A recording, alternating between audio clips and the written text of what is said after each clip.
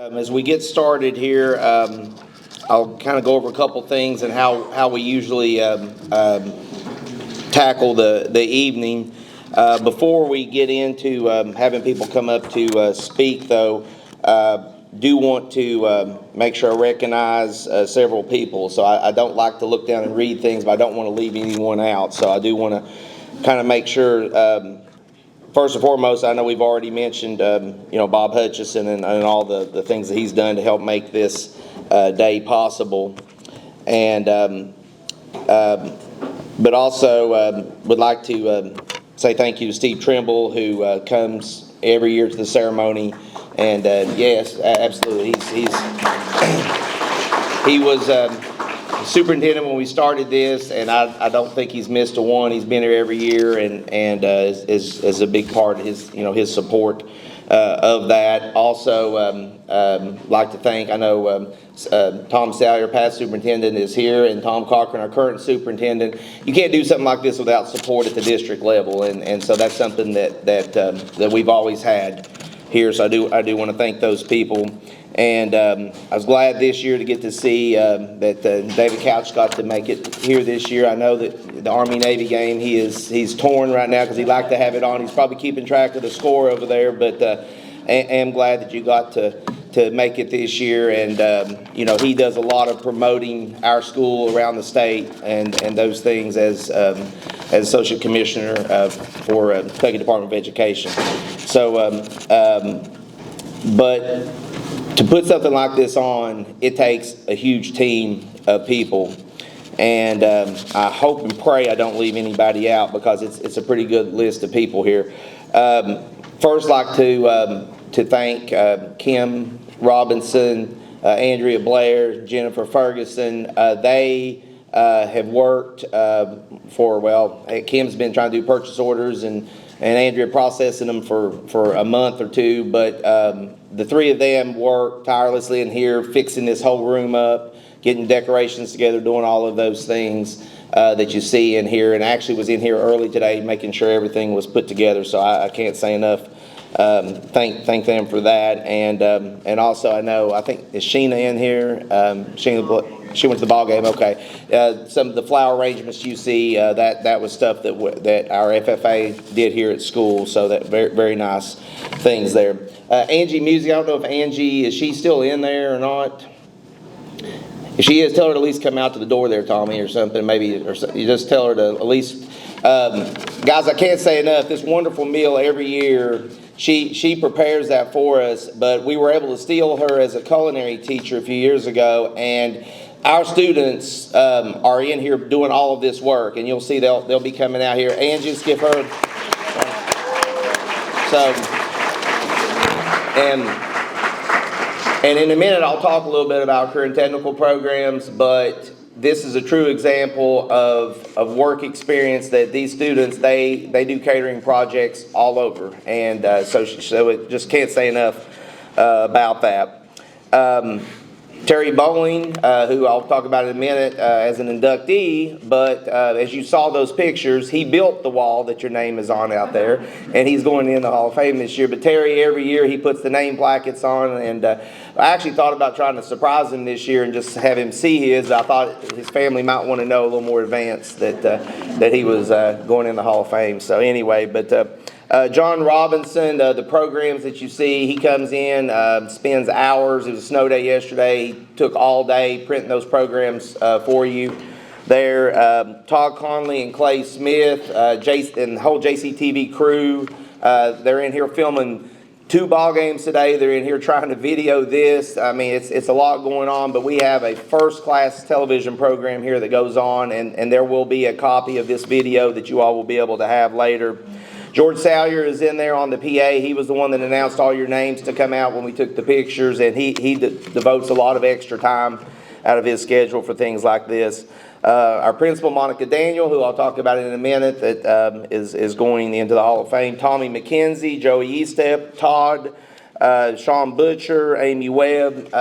Couldn't do this without them trying to process all these nominations, keeping track of all of the lists of people and trying to make sure that we hit different categories. They do a really good job of helping us try to keep all of that together. Especially like to thank Sean for, he worked really hard writing the bios for all of you and putting that information together. Of course, Amy, I can't say enough about. All of you already know her that's going in because she's the person that's been communicating with you. So she's not only in charge of all that communication, she is the person behind the scenes doing all of it. She is the only person, she touches every bit of that video. She doesn't want anybody, I always offer to help. She goes, no, I'm doing this video. So just so that you know, she spent 12 hours on this video yesterday. Yes, yeah, 12 hours. On that, yeah. It might have been 11 if Kyle would have actually sent anything to her when she asked, but I don't know.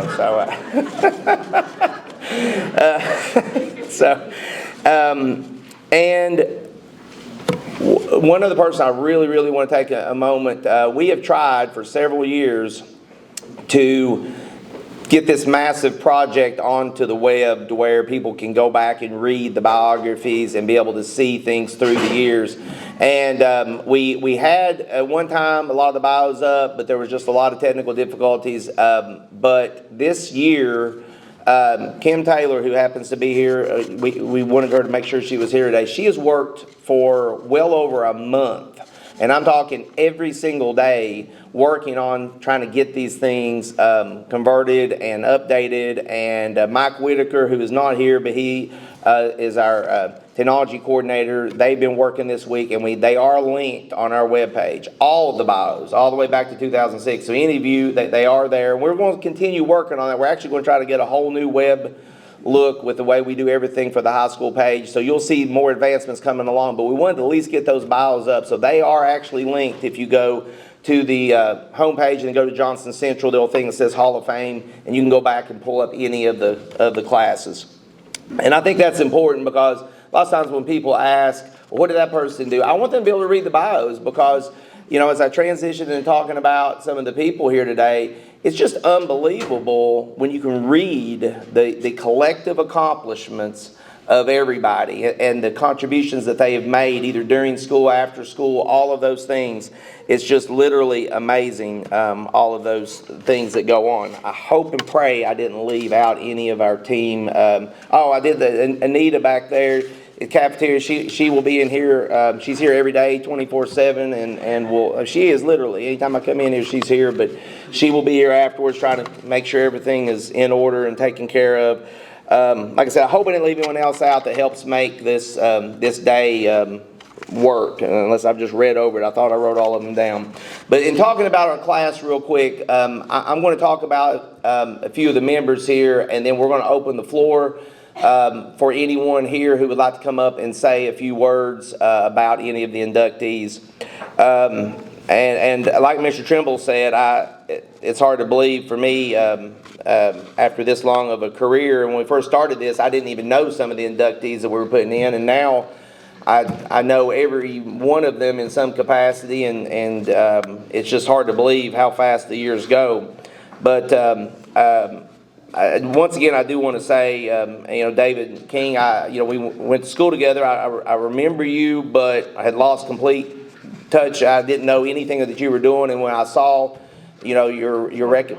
That's what. Well, you were covert for sure for me. No, but no. When Steve Trimble gave us that information, super impressive. I'm just so happy that you can make it up here today, and very, very deserving of this recognition, for sure. Doug Sublett and Willard, both from the 70s. I'd just like to say real quick, Doug, I know he's, of course, I've been on buses that he's driven and everything, but just his devotion to all of our programs here, but especially football, and the number of years that he has contributed to this school district, very, very deserving of this. And Willard is literally... between him and PR, I don't think that you'll ever see an event at this place that these two people are not a part of, or that they support this school inside out, upside down. He's coached, he's volunteered, he's been on the chain gang, he's done everything in the world in his career, and very, very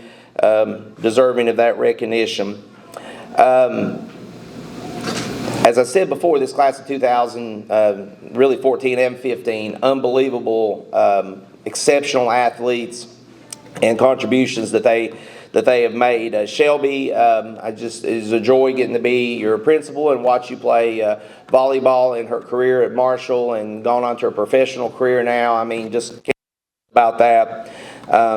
Absolute joy. Some of my happiest moments, actually my probably in my career, the year 2014 was one of the greatest, athletic years. But to get to watch Braxton, to get to watch Kyle and get to watch Slade do what they did, and help propel us to multiple regional championships and Elite Eight at the state tournament.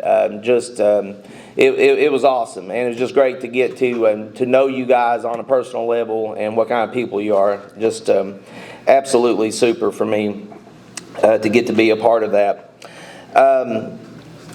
Matt Cantrell, it's like I said, the years go by pretty quick. I can remember him as a student here and as a golfer, but then to come back and spend a good chunk of my professional career getting to work with him has been amazing. And honestly, I really didn't know until we got all that bio stuff together. I knew he did a lot of stuff. I had no idea. It was just crazy the amount of things that you're a part of in numerous states and things, and people need to know those things, that what our staff, the types of outreach that our staff is doing, and I think that's fabulous for sure.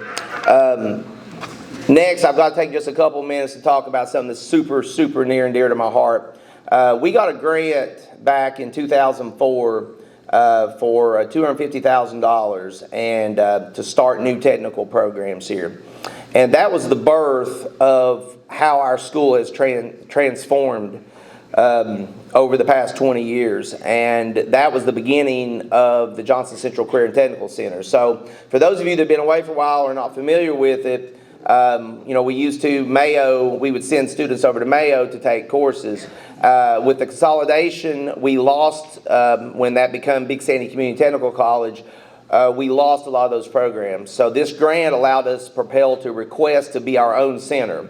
So we are one of the 15 largest career and technical centers in the whole state of Kentucky, and it's inside this building. So if anybody ever asks you why we need a new high school, I can give you a tour and you'll know in 5 minutes why we need a new high school, because we are operating 32 different career pathways inside a building that is also a high school that was only rated to serve 715 students. So anywhere else you travel, you'll see a separate career and technical center and a separate high school. Now we're proud of that because that's caused a lot of great collaboration between our teachers. And as a matter of fact, in our new high school, when they wanted to build a separate career and technical center, we were like, no, this model works. We want it to all be inside one building. So we're excited about that. But I'm proud to say, I was the person in the very beginning that was the first principal of that building, or it's inside this building, but of our Career and Technical Center. But the very first two hires that we ever made was Terry Bowling and Laura Castle.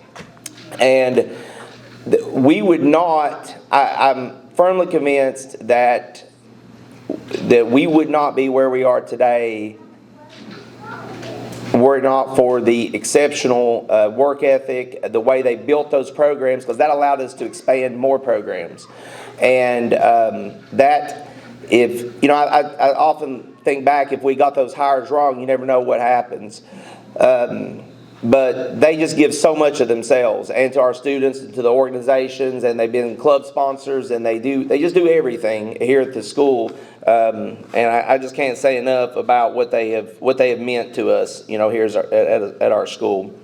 I want to talk about someone that I'm very close to. I don't get to see him as much as I would like to, but Jason Wheeler, another student that I taught when I was here, but I got to, when I was principal, got to work with him here, but I also got to coach with him. And, Jason, as soccer coach, he coached my oldest son.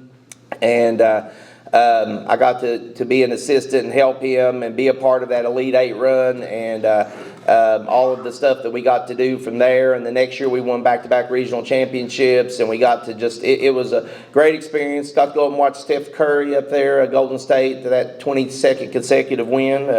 Got to enjoy a lot of good memories through the years. Can't say enough about you and your contributions here. But last, I've got to take a minute to just to recognize someone who has I'll try not to get emotional about this, but I told myself I would get emotional. But for those of you that have not got to meet Monica and her dedication, we started working here. We were both business teachers. Actually, we started in first grade together at W.R. Castle. For real.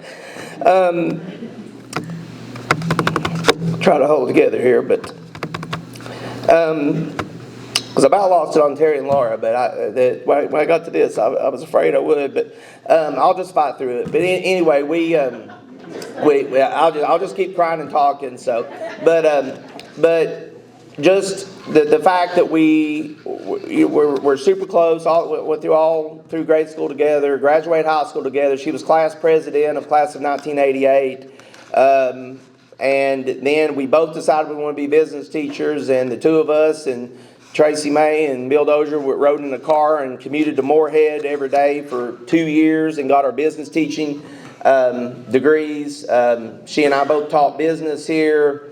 I went on to, when I became the career and technical principal, she took over from my spot as the team leader for the vocational department. Then when I became principal, she took over from me as the career and technical principal here.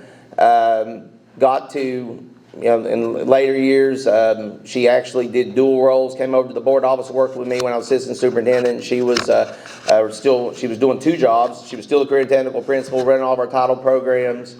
Her work ethic's unbelievable.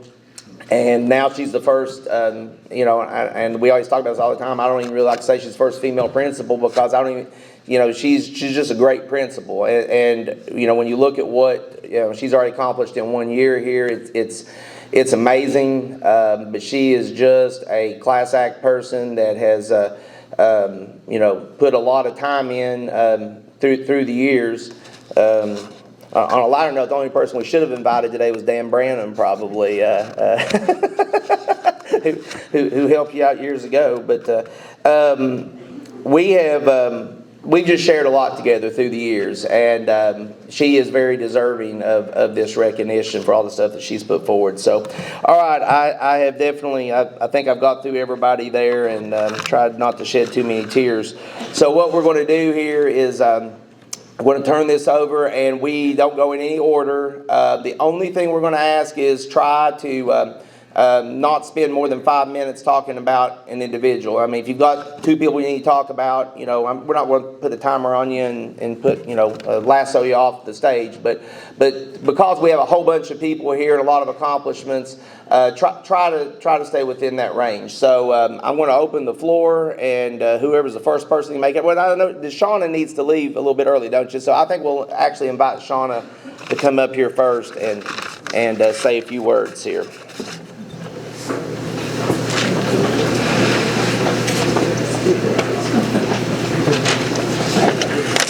Hello. I first of all want to congratulate each and every one of you that are in tonight's Hall of Fame. It's such an honor, and in looking at all of the names and knowing all of you, all are so deserving. So congratulations to all of you.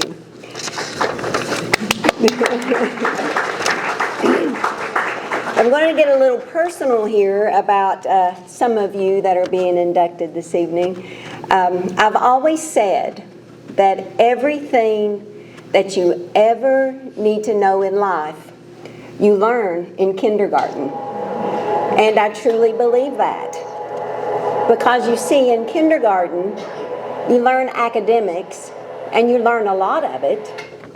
But just as important you learn about loving and caring and sharing, taking turns even when you don't want to.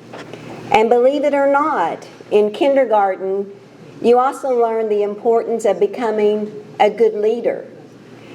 And these simple skills, such as being a good listener, such as following simple directions in kindergarten, and even being the good line leader, or the good caboose, or the good snack collector, it's all very important.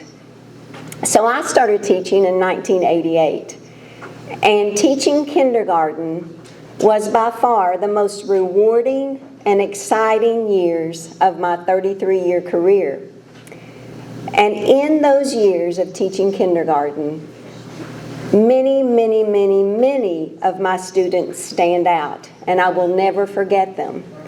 But tonight, I'm going to talk to you real quickly about two of my students that stand out to me because they have always been great leaders.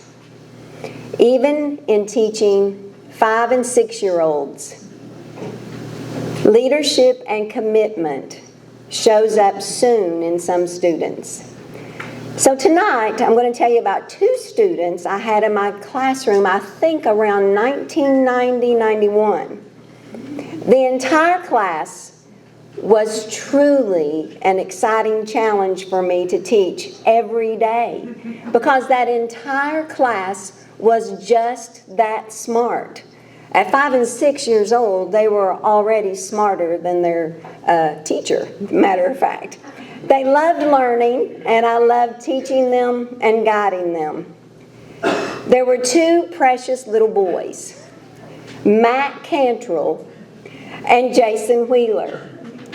And they came to school every single day so eager and ready to work, to learn, and to grow, never complaining and never saying, oh, I don't want to do that.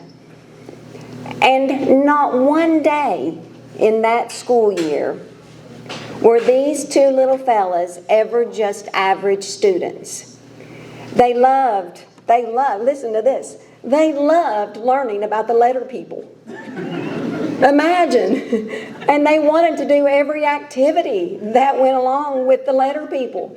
That was a challenge for me.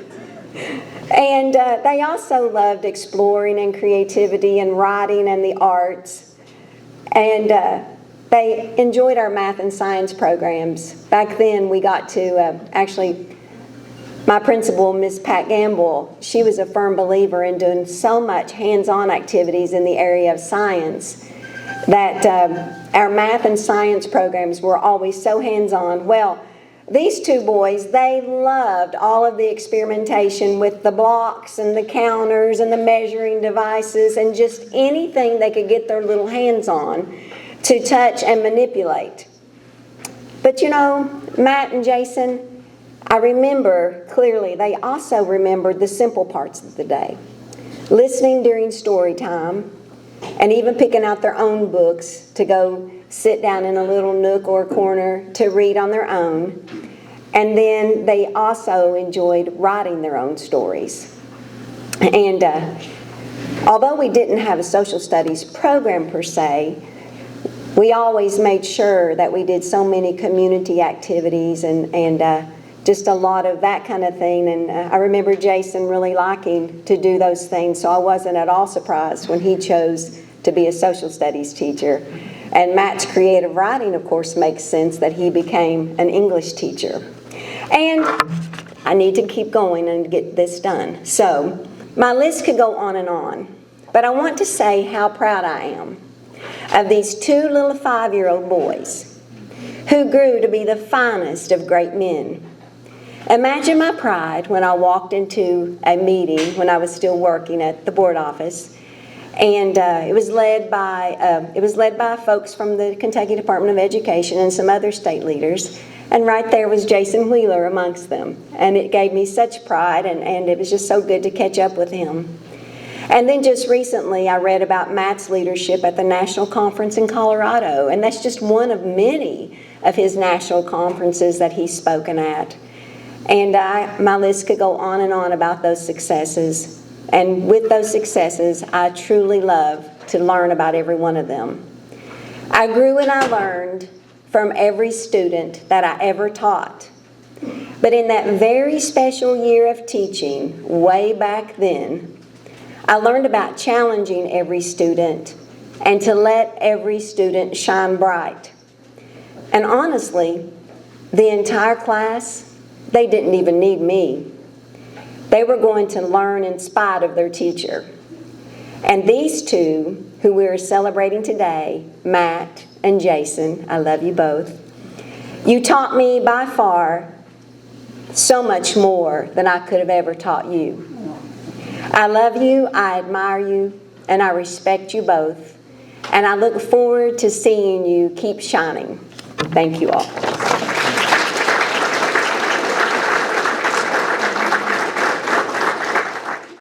Before the next person comes up, one super important thing that I forgot is we also couldn't pull this thing off without all of our past inductees that come back. And all of you that are in will be invited to come back each year and be a part of this ceremony. We'd love for you to do that. So at this time, real quick, just so our new members can at least kind of look around to see, if you are a member of the Hall of Fame, there's too many for me to call the names out. Will you please stand up at least and stay standing for a moment, just so that everyone here could kind of look around and see all of our past inductees. And let's give all of these people, yes, a round of applause.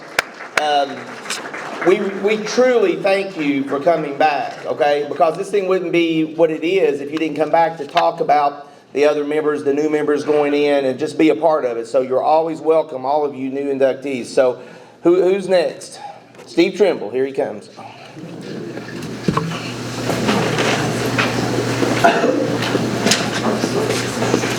I sure hate to follow Shauna. Talk about an outstanding educator.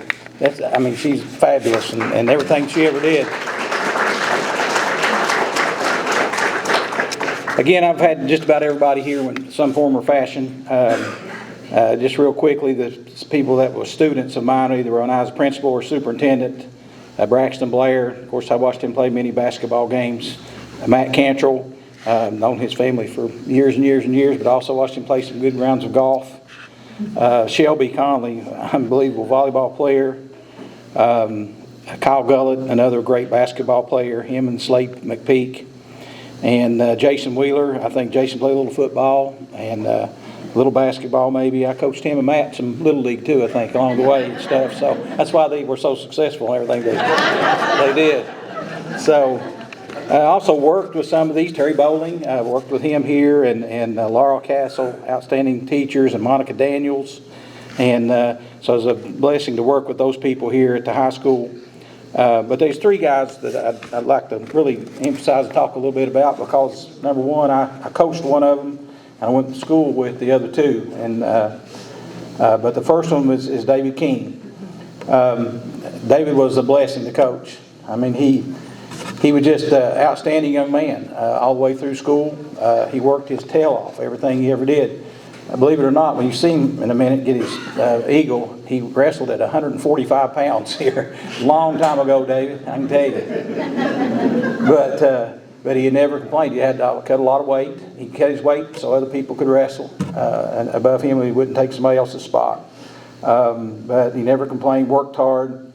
So he's an outstanding wrestler at the time. But I think he made his name here mainly with, he played a lot of football, but he was a great track star. And I think he may still hold some more records here in track. Long jump, high jump. I forgot about your hurdles and stuff. He had triple jump. And he just was an outstanding athlete. Went to the state several times. I think he finished as high up as 5th in the state. But he was an excellent track star while he was here. But the greatest thing that he's done for us and his country is he was in the Army for 25 years. And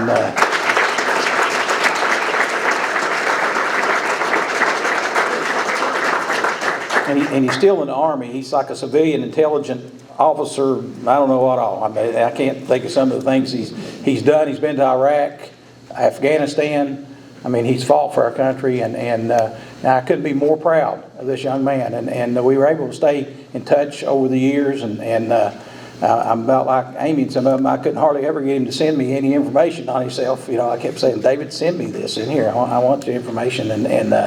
But just an outstanding young man, and so well deserved to be in this Hall of Fame. And I'm proud to say that I was his coach, and tickled to death for him. And congratulations to him. Doug Sublitz, we went to school together, played football together. He was a couple years ahead of me. Doug, he wasn't big in stature as far as height wise. He's still not, Doug. But let me tell you something. He was a flat out brute when he was in school. I mean, I was just glad I was on his side, and because he could hurt you. He was bench pressing like, I don't know, Doug, 350 pounds or something out there, and me probably about 180 if I was lucky.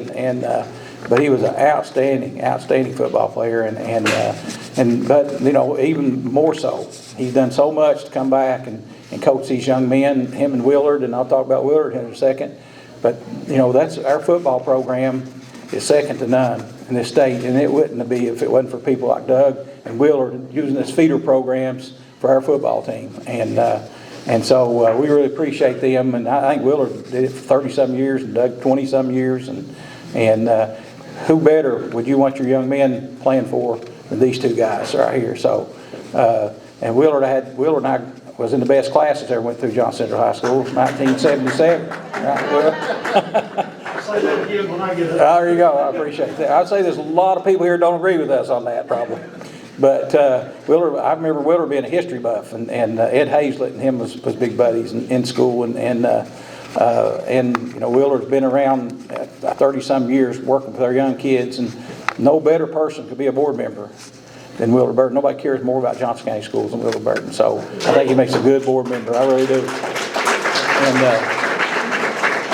I know we got board members here. Jennifer's here. Where are you at, Jennifer? Jennifer's one of our new board members. She's here, and PR here, and of course Bob, and of course Willard. I just got to say it. And so 4 outstanding men, and Melvin Van Hoos is also on the board, who's not here, who's an outstanding person. So we got a great board and a great superintendent, and we got good people leading our kids here in Johnson County. But again, congratulations to everybody, and we really appreciate everybody coming back and being a part of this.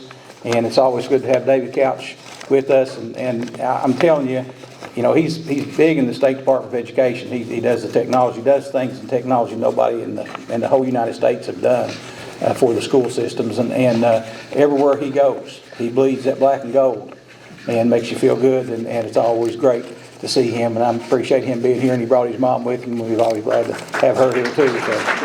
But again, thank you very much. I appreciate it.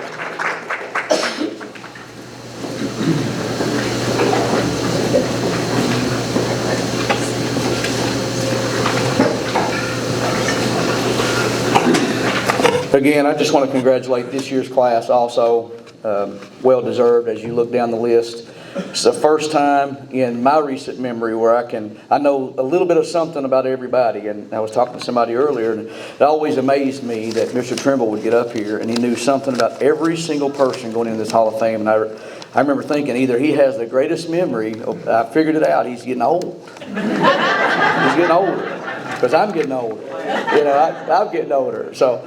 But it's a pretty neat thing to get to see it, and you know something about everybody, and those that you don't know anything about, you get up and you make it up, and nobody else knows either. So I'm going to start with Mr. Bowling. I work closely with him, and I'm sure that when he sees my name pop up on his phone, whether it be in his classroom or his cell phone, he knows that something's wrong, and I need some serious help. But you know, there's something about those people that are the first people you call when you have a problem. And he's one of those people, and I just want to congratulate him. And he's an unsung person. Yeah, he's an unsung hero here. Appreciate him. I'm not sure about his brother-in-law, but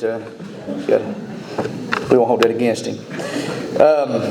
Matt Cantrell and Jason, those guys were here when I was here. I had actually, I think, graduated with my brother, so he knew him a lot better than I did. I've gotten to know him, after the fact. And I talk about coaching all the time, and one of the greatest coaching moves I can ever remember taking place was Jason Wheeler convinced Nick McKenzie to host a foreign exchange student here named Mateo that was, I think, either led the state in scoring in soccer or maybe was second. So there's something in that, Coach Wheeler. So I have not figured that out yet. I'm working on it myself, but I'm not very good at it. Nick, I may need to holler at you here in a little bit. Laura Castle is another one. I've gotten to know her better recently. My daughter sings her praises. I mean, she's a student at Moorhead now. She's going into nursing. Matter of fact, she wanted to be here today, but she's actually working over here at ARH today. She had a 12-hour shift today. But she gives Miss Castle all the credit in the world for sparking that love of nursing and just the whole medical side of things to her. So I'm forever grateful. She saved me a lot of money, so I appreciate her. Shelby Conley, her dad was actually the second phone call that I made when I got the coaching job was Rick Conley, her dad. So I've gotten to know her through her dad, but also I've got to watch her and what a great athlete she was on the volleyball court in here. And you recognize those athletes that come through that are special, and you don't want to take them for granted, but you kind of do until they're gone, and then you realize what you had when she left. So I was proud of her. I'm grateful to see her name in here as well. I don't know that we have, and we might, I'm going to say anyway, I'm not sure we have another father-daughter combo in the Hall of Fame. And so it may be unique, maybe not. If not, we don't have very many, so that's an accomplishment in itself. So I'm proud of her. Coach Sublett, it's how old he's getting. He coached me in grade school. Once upon a time I played football, but they never could find a helmet to fit me. And the helmet, I got hit so many times, the helmet was spinning around on my head. I had bad ears, and I can remember, and he remembered that. He brought that up the other day, and I'd actually forgotten that I didn't have very good ears. My wife tells me all the time I don't hear very well. But he always, he taped the ear holes in my helmet. I can remember that till today, and I'd forgotten it until he brought it up the other day. So I remember that, and you can just tell he is one of those people that is just here. He's here for it. Whatever it is, he's here for it. He has done a tremendous job, and I'm so glad that our Hall of Fame recognizes people like him. Who has spent their life giving back to the kids of Johnson County. So not only has he had a great career here, but he's also been a big time part. Mr. Cochran uses the word all the time, and that word is legacy. And his legacy is, I'm not even sure that he even understands the impact that he has had on youth here in Johnson County, me being one of them. So congratulations to Coach Sublett. Coach Burton, I think his math doesn't add up the way that Mr. Trimmel's does, because he says he didn't graduate to the 80s. So he is, Mr. Crum mentioned it earlier, and I'll mention it again. I don't remember a time going into this gym not seeing him on that stage, him and PR. And then, to be honest with you, the harder you try to think about it, I don't remember going into any gym where I didn't see Willard and PR and John Philip Blair right there supporting Johnson Central. I've gotten to know him a lot better here in the last few years. I called him and asked him if he would come on and be our assistant. He's been with me for several years now. We've won a regional title since he's been here. So I'm not sure if that's, I'm not sure what kind of move it was on my part, but I would not change anything. I would not change anything. As a matter of fact, and my wife will vouch for me on this, I don't even order a coach's polo that I don't call him today and say, hey, what do you think about this? That's how much I value your opinion and your friendship. What he has meant to me over the last several years, I can't even put it into words. I appreciate you and Lug very much, and I'm very deserving for you to go into this Hall of Fame. The next three guys are the reason that my name is on this wall out here. Mason asked me here, it's been about a month ago, he said, Dad, and Mason, he starts point guard for us right now, but he said, how good was Braxton? Braxton, I don't think you understand how he looks at you. And these guys packed him in to their locker rooms when he was this big. He was with them. They raised him. Every locker room that they went into, Mason went into. He has studied Braxton from afar, and he's just there's not a better example in my mind to follow than Braxton. And he asked me about a month ago, he said, now how good was he? Because I talk about him all the time. And I said, well, I'll just show you.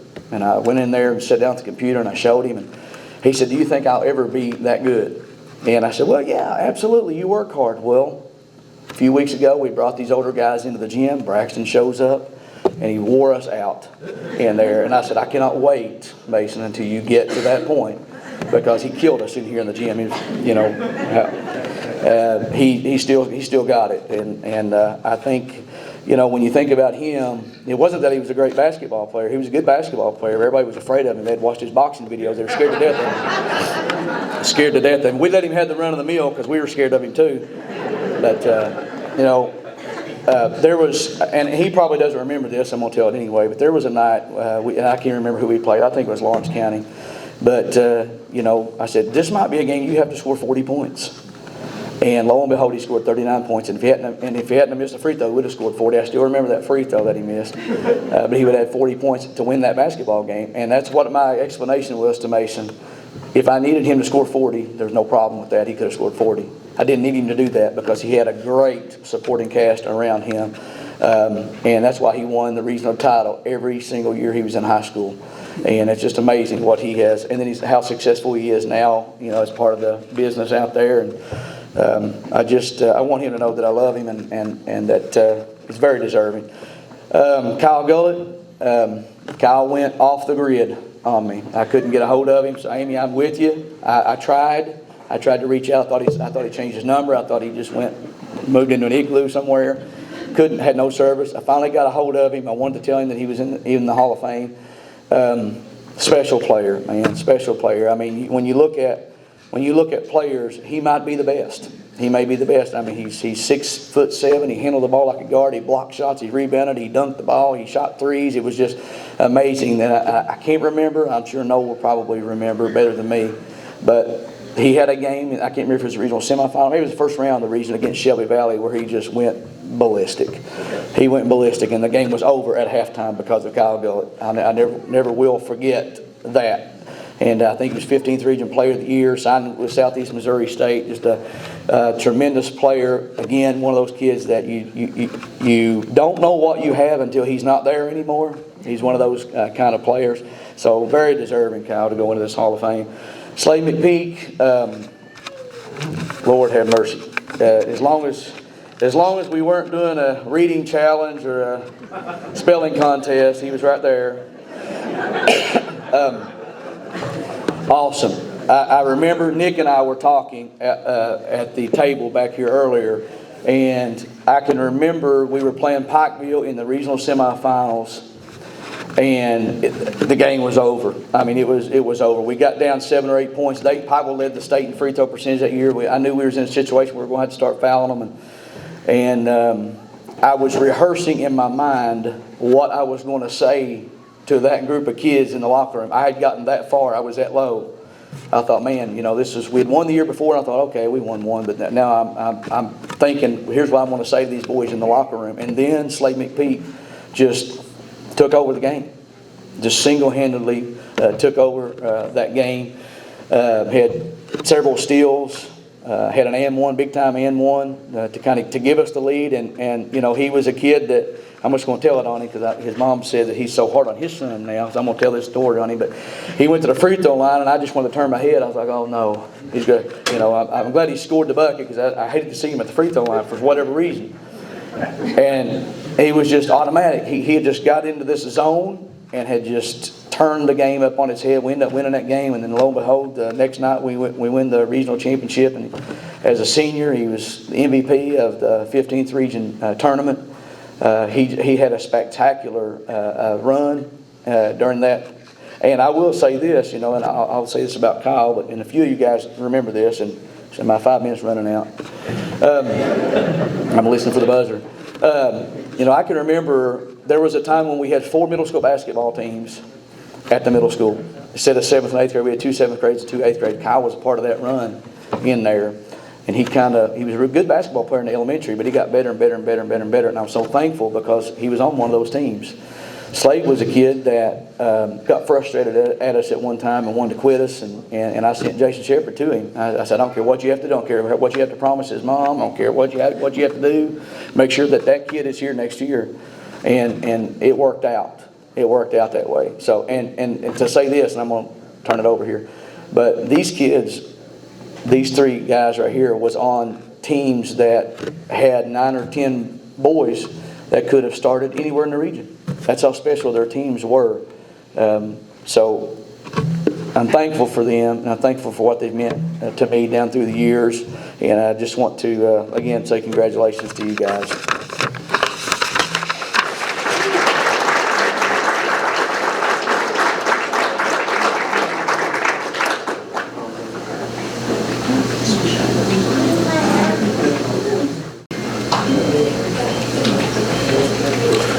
Again, I'd like to congratulate all the honorees here today and inductees into the John Sutter High School Hall of Fame. I've had connections with many of you, like Noel and Tom and several in this room here, Monica. You know, I've seen you grow up from a student, or I had you as a student when I was principal. I was a colleague with you when you taught here at the high school, our administrator for you, and those type of things. And most of all, I've been a friend to many of you down through the years. I guess my friendship probably goes back farther than any of them with Willard Burton here.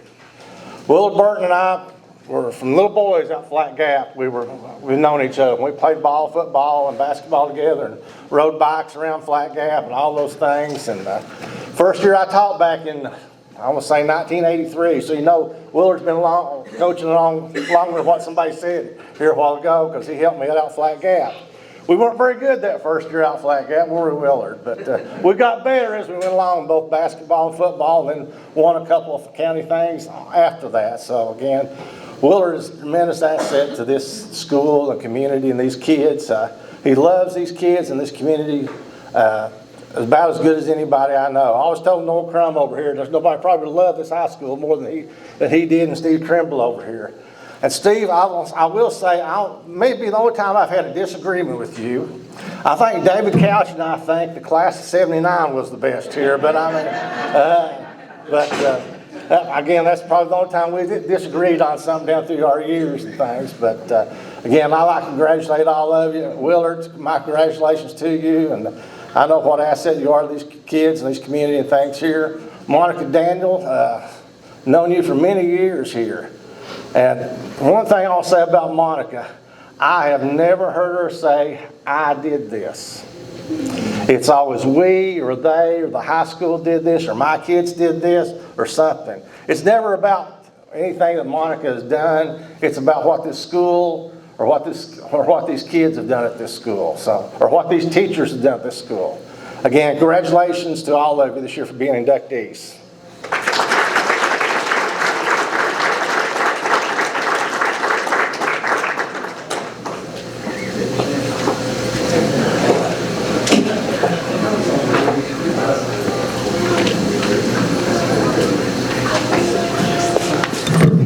Just briefly, I know before I came in, I think Mr. Crum or someone mentioned the starting of the Hall of Fame and mentioned Steve Whitaker.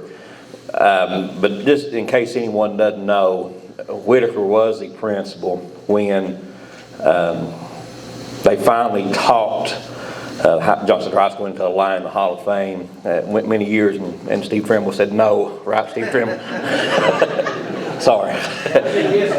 Oh, it's superintendent, most important thing. But Steve Whitaker, he saw the possibilities and the good things that could come from this, and so just want to remember that Steve lost his life, lost his battle with cancer here a few months ago. So keep that family in your thoughts and prayers as you go through the holiday season, and he's just a very important part of this Hall of Fame. I do want to congratulate everyone for getting into this Hall of Fame this year as well. It's really, as I was looking at this list, it's amazing how all of our lives truly intertwine and cross, and just thinking about how everyone touches everyone else. David King, you're the only person on this list that I don't know. Funny though, you graduated with my brother, and so our lives have crossed. And looking at your bio, I would have to name you probably the most interesting man alive. definitely the most interesting man in this room today. All right, so thank you for your service, absolutely, to this country, and very well deserved. Just quickly down this list, Jason Wheeler, watched you through the years, served here at Johnson Central High School and beyond, so great job. Braxton Blair, Slade McPeak, and Kyle Gullett, I watched you guys, before you even remember it, probably as you were coming up through the elementaries. I was finishing my elementary coaching career and recruited probably most of you. Tried to recruit you through your parents to come and play for me, and you never did. And probably good for you that you did, and good for Tommy that you didn't do that. But then I had the opportunity to watch you play through the middle school and high school, and enjoyed your careers.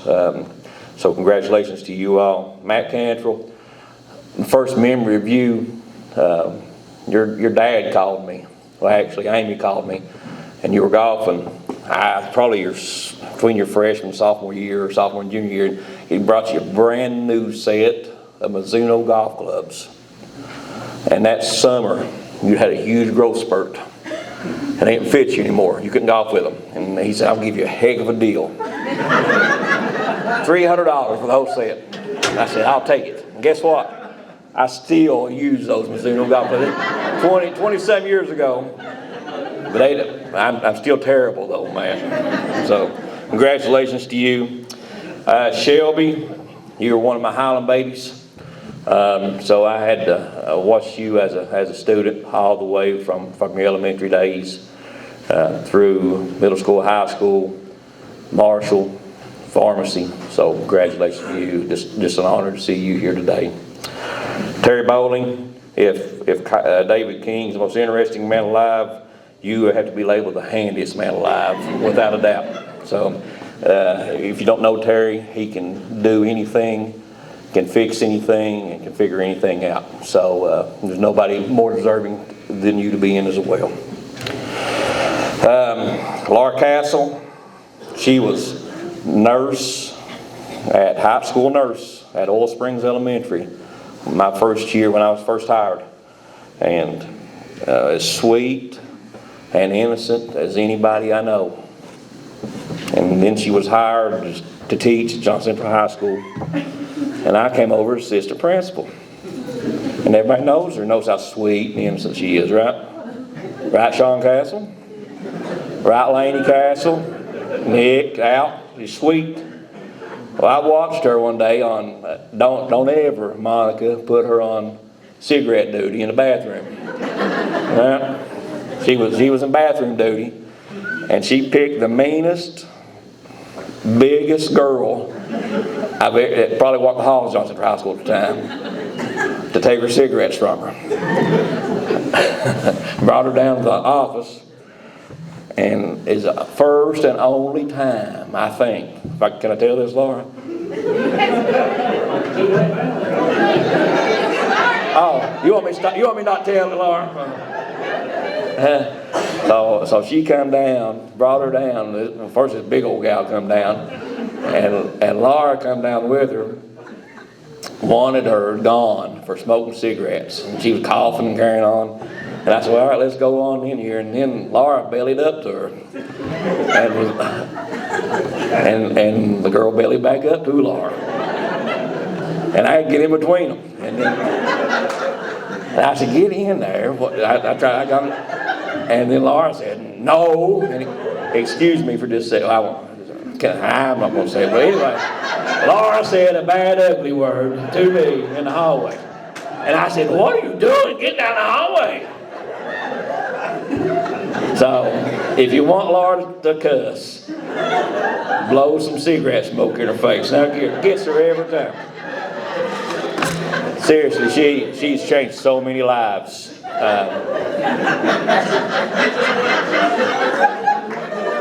Hey, that's how good of a health science teacher she is. Honestly, she has made such an impact to so many students here at Johnson Central High School, and we're very happy that you're here and thankful for you, Laura. I had to tell it. I'm sorry about that. Let's see, Doug Sublett, 1998, my first year's teaching. He beat my brains out coaching football and basketball. And golly, this guy's terrible. He's mean. And then we started playing AAU basketball, and he'd throw me in the car with him and haul me all around Lexington, just as kind and gentle of a soul that you'll ever meet. And I thought, he's not that bad, maybe. And then fast forward a few years and have the opportunity to see him, how much he loves each and every kid that comes through football and whatever it is he's coaching. And fortunate enough to have him coach my kid as well down through the years. And I will say that he treats every kid the same. Different but the same. He gives them the same amount of love, whatever they need. So Doug, thank you for what you do every year and every day to love every one of our kids. Very, very much deserved for you to be in here as well. I think I've talked about everybody except for Willard. And Tom Sayer mentioned that he got Willard coaching, and he did. And then Willard retired for a while. And then Willard's wife started working at Highland when I was principal. And Willard come out of retirement. And no. Willard's wife started working, and Willard had a kid that was going to elementary school. He was going to another school at the time. And I wanted the kid to come play at Highland. So guess what? Willard started coaching at Highland then. So he come out of retirement, and Willard and I coached for many, many years together. And he'll probably tell you some stories later. But and we fought some, and he made fun of me a whole lot. Still does, actually. See, like I said, he's good at it. I love you, Willard. I think you do so many good things for our kids and our school system.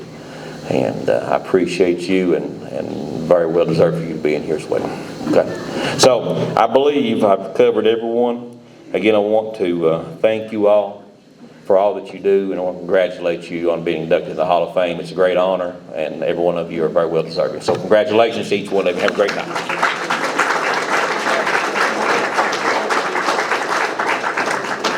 All right, who's next? Nelson, you coming? All right.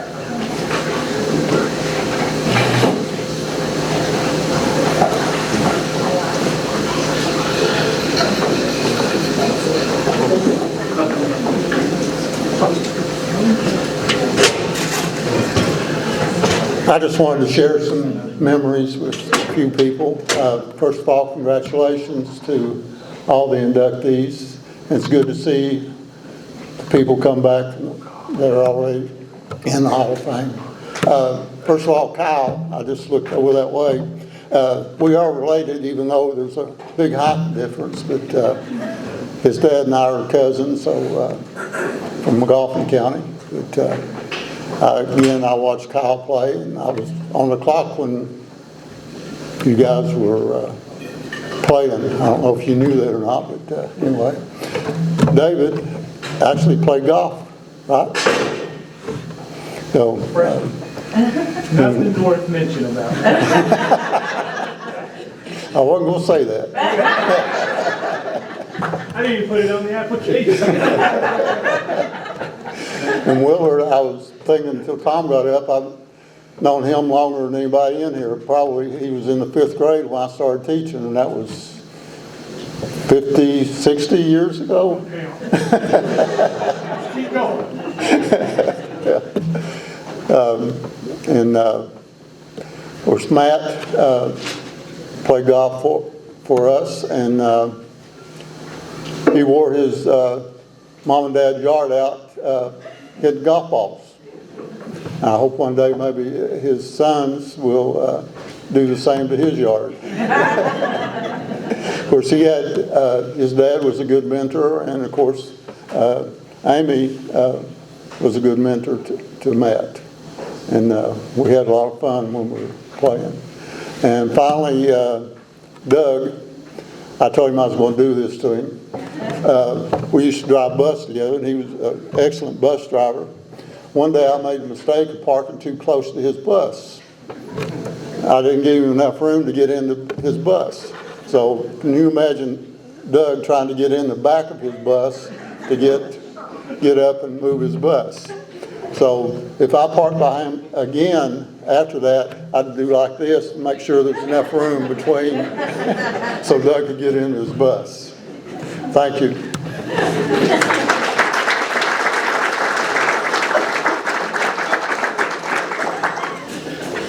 I'm like Noel, I come back for round 2. I left one person out, and that was Miss Monica Daniel. I went back and looked at my list and realized that I had left her out. So Monica grew up right down the road from me on Barnard's Creek, just right across the road.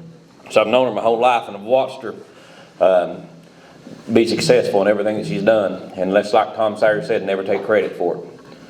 But beyond that, I was also, I'm not crying like Noel, I promise you. When I was principal at Highland, she was a parent, and I had the opportunity to have her kids in school. And she was the most supportive, albeit honest person that you'll ever see. Everybody knows her, knows how she is. She is the same every day. But she will tell you what is on her mind, good, bad, or ugly, and she will do it in the same kind tone regardless. Right, Rick? Yeah, kind and loving tone. And then after her time as a parent, then I've also had the opportunity to work with her here at the high school, as superintendent at the board office, and now as principal. And what Noel said is 100% right. She is highly successful and has such a strong work ethic. But like I said, the thing that I love about her most is the fact that she is the same every day, and everything you bring to her, she handles with such patience and such love and such grace. So Monica, very well deserved. I feel like she's hiding behind the baby back there, but well deserved, and congratulations to you as well. Yeah.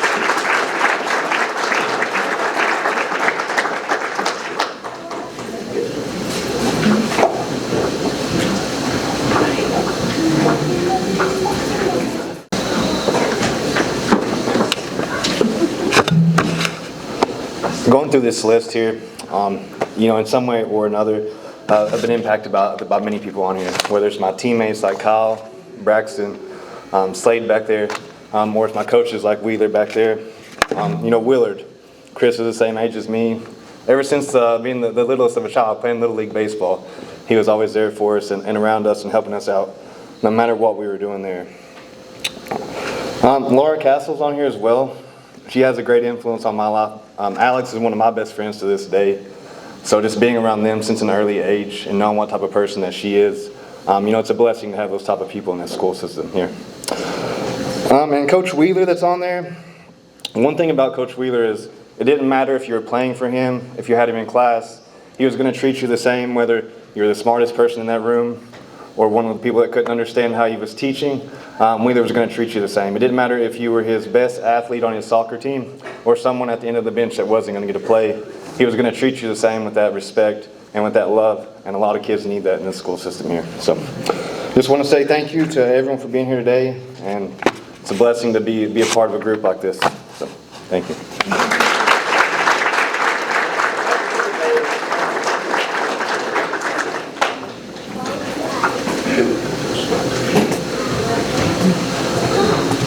Is there anyone else that'd like to come up and say anything? Want to say speak now, forever hold your peace? I did want to mention one quick story on Terry there. Just people talking about, he said he was the handiest man alive. Just to put in perspective, the man's dedication, just a few years ago, we were here after the prom, for the project prom, and we were in the cafeteria. I get over here from the Ramada, and I come in and the lights are out, and I was like, what's going on? Electricity's out. We don't know what's going on in here. So part of the building, there was no electricity, and it's like after midnight, so it's not like you can, you've got a quick answer. So I called Terry, and his wife answers the phone, and I said, "Is Terry there? I know it's kind of late." She goes, "Well, he's under the house trying to fix her hot water or something. I don't know, hot water heater or something was broke." And I was like, "Oh, I'm sorry. And she goes, "Well, hold on, let me yell for him." And so he walks up and gets the phone there, and I was like, "Terry, I'm sorry to bother you." I said, "This is out." He goes, "Oh, it's all right." He said, "I'll stop what I'm doing. Come here." So he gets out from under his house, comes in here after midnight, and as you can imagine, this building was built in '68, and I had no idea that it still used fuses and no breakers in some areas. So he was like, "Yeah, this building's got some." He goes, "That may be what it is." So he is tracing lines all over this place, crawling everywhere, getting down there, and he finally locates a fuse that had blown. And like, "Well, what are we going to do? I'm going to find a fuse." He goes, "I don't know, one of these drawers used to have." So he's going through drawers and stuff, and he was like, "Yeah, this one's not exactly, I think it might work though." Goes over there and plugs it in, and lights are back on and stuff. And so when they say he can fix or do anything, I've never seen a problem solver like him. I just wanted to share that because I honestly don't know through the years what I've done without you. So anyone else that would like to say anything? Everybody good? Across the board? All right. I knew we had a couple people I thought wanted to say something.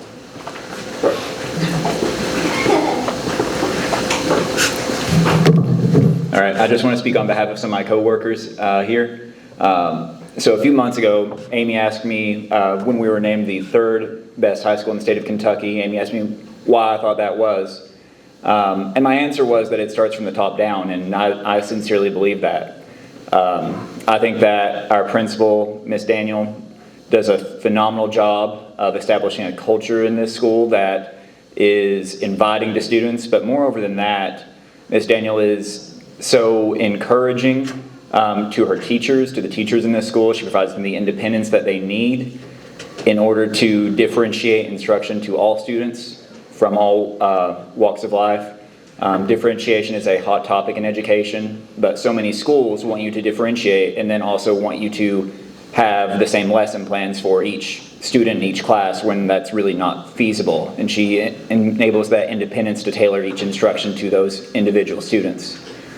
And then beyond that, the other thing that I think is so important to our school is our CTE program, which obviously Ms. Daniel was instrumental in establishing, building up, and securing funding for. But we have two other people in our CTE program that have provided so much to our school, in Ms. Castle and Mr. Bowling. They are tremendous with their students.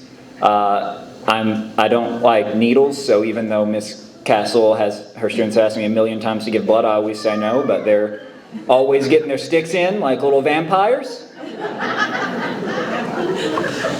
And then Mr. Bowling, if I ever need anything in this school, I'll either get you or one of your students who are so well trained and so well versed on how to operate this school that they always get everything working right. Because most of these kids don't come to school to see me or Matt Cantrell, their core classes. They're coming to school for their CTE classes, things that they enjoy and things that they love, and things that are providing them with such important foundational skills that will help them transition to post-secondary life. And of course, the last thing that is so instrumental in why we're such a great school is that Matt Cantrell's reading scores carry the entire district on their back. Thank y'all.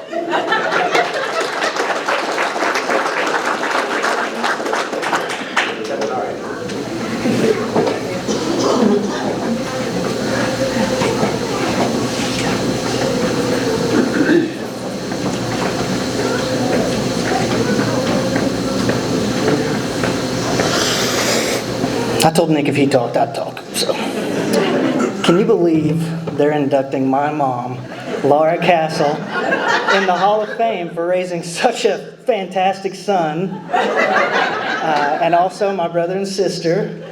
But I had my mom in class, amazing teacher. I got to see how much time, so much time. I don't know if people realize how much these teachers devote, after school, everything she did with the HOSA program, it wouldn't be where it is today, I don't think, without her. And she did it while raising, 3 kids and was a great mom the whole time. So, very deserving. I love her. I have to say that. Also, Jason Wheeler was my soccer coach, also a U.S. history teacher. We've talked a lot about how good he was as a coach, but that shouldn't take away from everything he did in the classroom. I still sometimes ask myself, was Andrew Jackson Democratic? But I would have never played soccer if it wasn't for him. I didn't play until my junior year. And he asked me to play. He knew I played baseball, and he said, if we go out to the football field after school and I can throw a baseball 100 yards, then you have to play soccer. And he got pretty close. Close enough that I said, okay, I'll play. And I had a great time. Made it to a regional championship my junior year, and also before the Apple Cup my junior year. I don't know if we'd ever won an Apple Cup, or it had been a long time playing against Paintsville. And he didn't play soccer. He'd never coached soccer. He's in this role. I mean, he's got to prepare us for this. And he showed us the opening scene of Saving Private Ryan when they stormed the beaches of Normandy.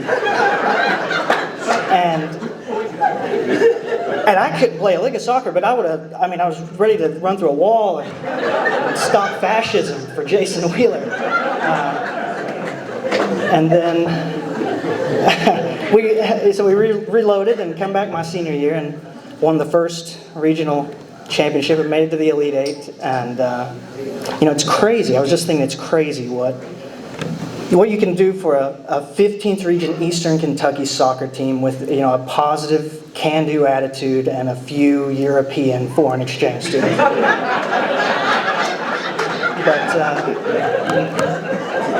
And everyone else, congratulations.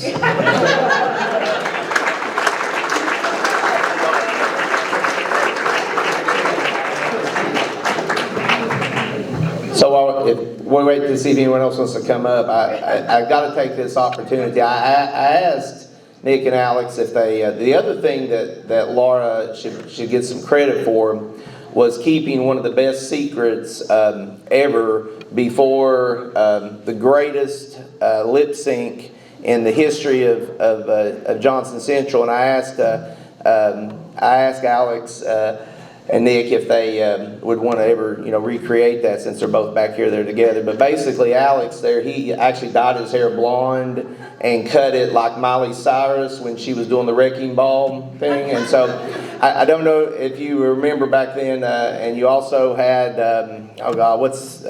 who's, huh? No, who was you, the singer? Robin Thicke, yeah. So Tommy had bought those pinstripe pants, the warm-up pants. And Robin Thicke had come out in that night, and he had like purple, but they were pinstripe pants like that. So they had planned, no one knew what their lip sync was. It was top secret. And it was like, well, the seniors, what are they going to do? What are they going to do? And we go out there to do that. And so I guess he wore like a toboggan in your beanie or something all day. He kept everything covered up. Laura was the only person that knew what was about to happen. And so they came out on the stage and performed that and did Wrecking Ball. And it is still to this day. I mean, you can ask Todd, Clay, anybody. It's the greatest performance ever. But you can keep a secret very well, Laura. I thought that was very good. Anyone else that'd like to share anything before we get started? Asking each of the people to come up. Are we good to go? All right, so Amy, if you want to come up and get started with that, and I'm going to ask Bob Hutchison and Tom Cochran, they'll come up over here. We'll have each of you, when you're called, you'll come up and we'll present your eagle. You'll get to come up and say a few words, and she'll take over the rest telling you what to do. Telling you what to do. I know that's lengthy, but year after year, our inductees say that's their favorite part of the ceremony is when people come up and talk about them and share funny stories. And I just want to say, this is our 20th season, and I have loved every single year of this, and it's very special to me. And especially as I get older, Tommy's right, it is very special because everybody in here, my life is intertwined with some way. somehow. But we're going to start our first inductee, and he probably doesn't even realize this, but his family is completely intertwined with my life. I mean, you know, Eddie was like a son to my father. I grew up with Kevin out Oil Springs, and we spent a lot of time at Oil Springs, just even playing out on the yard. And, you know, I got to watch Braxton come through school. Christy and her daughter have both, like, I've done fitness classes with them forever. I mean, I love the Blairs, and it was such a treat to see Braxton play all 4 years. He was just a phenomenal player. He was a good student, and he was just a joy to have. And so it is my honor to bring up Mr. Braxton Blair, a class of 2015 graduate.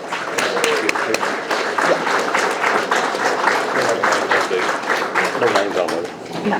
There's no names.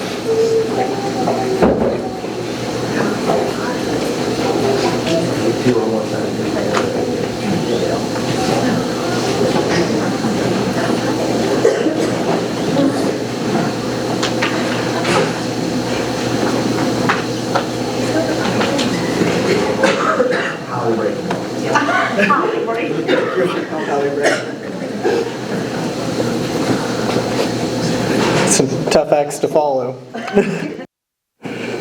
But first and foremost, I want to congratulate the rest of the 2025 Hall of Fame class and thank Mr. Bob Hutchison, Mr. Noel Crum, Miss Amy Webb, and Johnson Central High School for putting on this ceremony for us. Thank you all.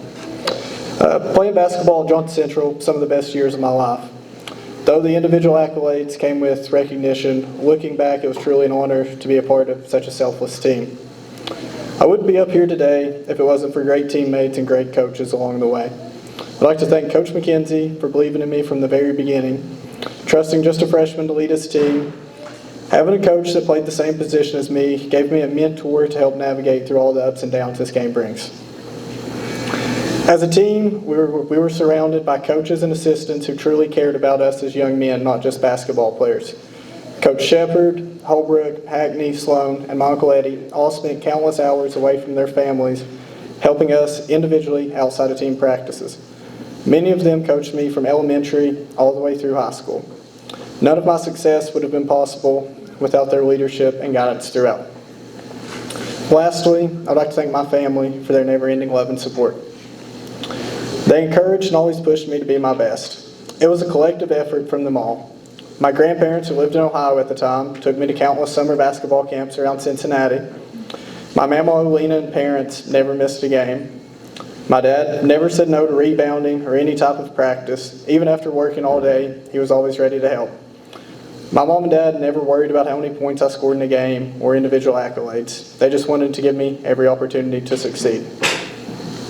I'm thankful and honored to be included in the Hall of Fame. I'll always be proud to have worn the jersey and competed for our school and hometown. Thank you. Shout out to my teammates, Nick McKenzie, Kyle Gold, Slade McPeak.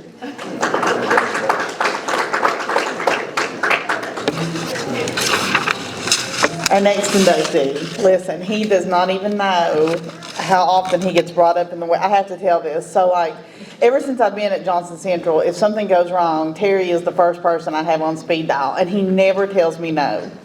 So every time something goes wrong at the house, and my husband will say, I'll get to that. I'm like, are we talking like your style or Terry Bowling style? So it's gotten to the point where a few years ago, we had a sinkhole in our front yard. And my husband said, I'm going to get to that. And a year later, when Matt's little boy Holden fell in it, and the kids were trying to pull him out, I said, you know, if I was married to Terry Bowling, that would not be out in our yard. So about 2 months later, Darlene bought something off me on Facebook, and Terry rolled out to get it. And I said, Terry, let me ask you a question. You see that sinkhole out there? And he goes, yep. That's a big one. I said, if I were married to you, would we still have that sinkhole? He goes, no. And I said, no, look at that, Chad. And do you know that the next week, Chad spent $10,000 fixing that sinkhole that he told me he was going to fix a year and a half prior. So, Terry, you are a never-ending fixture in our marriage. I just want you to know that. Does he need any more?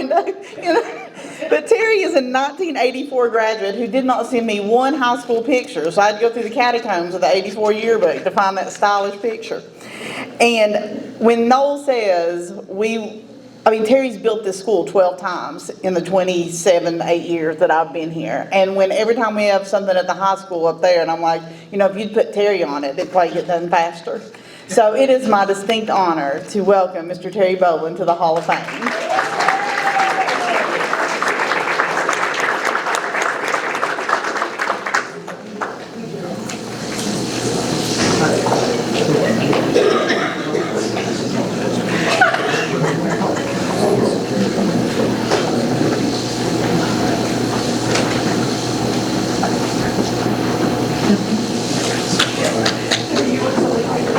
I have to fix it.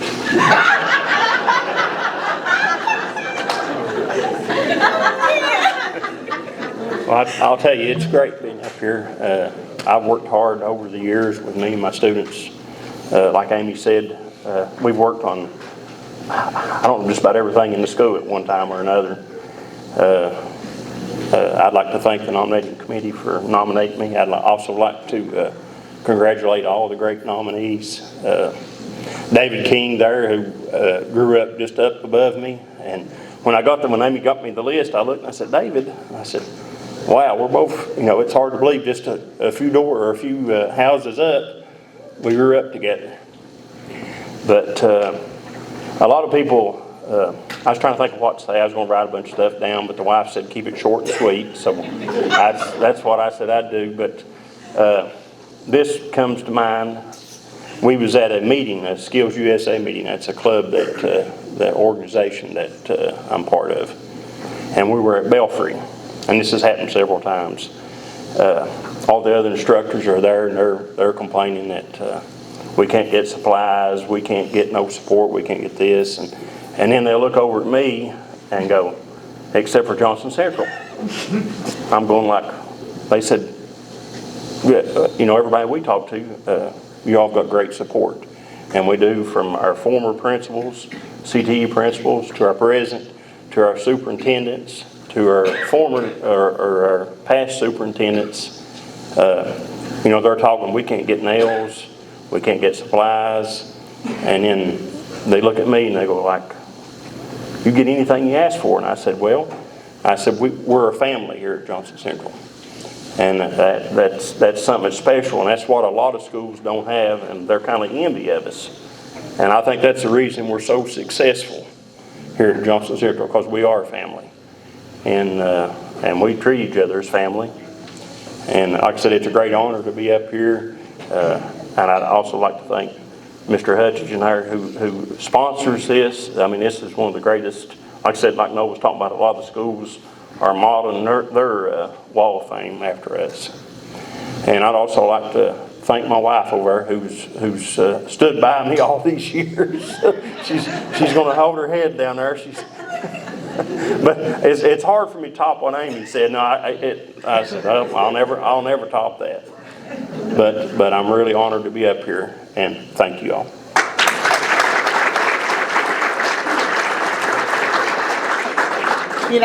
Darlene, when we got the list finalized, I said, oh my goodness, no, we've got 3 people in-house. And he goes, let's go door to door and tell each one of them. I want to see their faces. It was the most underwhelming experiment we've ever done, because we go to Terry, who's up in a ceiling, and he goes, oh, when is that? I think the wife's got a trip planned. And I was like, okay. That was not what I wanted to hear, and then we FaceTime Monica, and we're like, we had tried to get her out of the room several times, and we FaceTime Monica, and we're like, you're going in the Hall of Fame, and she goes, really? Really? Are you serious? I was like, that's why we were trying to get you out of the Hall of Fame. She goes, okay. I thought, all right. So then we hit Matt up, and Matt steps out, and he goes, guess what, Matt, you're going in the Hall of Fame, and all these kids start cheering, and Matt goes, what for? I'm like, I don't want this experiment ever again. Like, we just want to do it over text from now on. Laura, though, Laura was excited. I'm sorry, I was just picking on the 3 ugly ones. So Laura, all right, moving right along. I'm going to quit being mean. Our next one is Mr. Willard Burton. And as everybody has said as they've come up here, Willard is a class of 1977 graduate, and his class felt so strongly that he needed to be in. They sent a signed petition to me this past year with all their names on it. So, Willard, we welcome you up here to the Hall of Fame.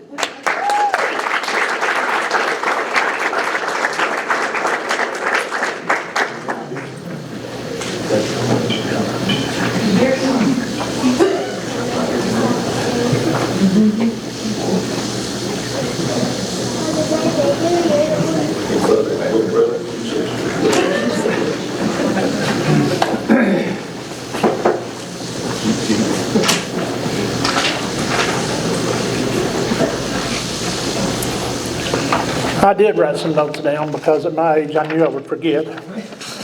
But first and foremost, I want to thank God for all the blessings in my life. Whitney is standing over there right now holding probably the best one I've gotten in my lifetime. That's that little fellow over there. I want to thank my family. I want to thank Joni, Chris, and Whitney. They've always supported me. They've made it easy when a lot of people don't get that support. I want to thank the selection committee. I want to thank the class that's going in with me. With David back there, he's the only one I'm going to address because I don't want to be up here a long time. But I didn't meet him till today, but I felt like I've known him all my life thanks to Gwen. His aunt and I graduated together, and she's told me so much about him, and it's remarkable. I do want to say, sir, I thank you and your sons for your service. Yes.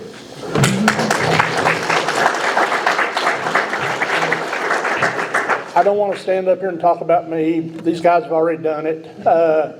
You've got the booklet to read if you want to read about it. But I started thinking about what does Johnson Central and what does the school system mean to me. And it's ironic that Terry was in front of me because the answer I've got wrote down on the paper is it means family. And family is not biological.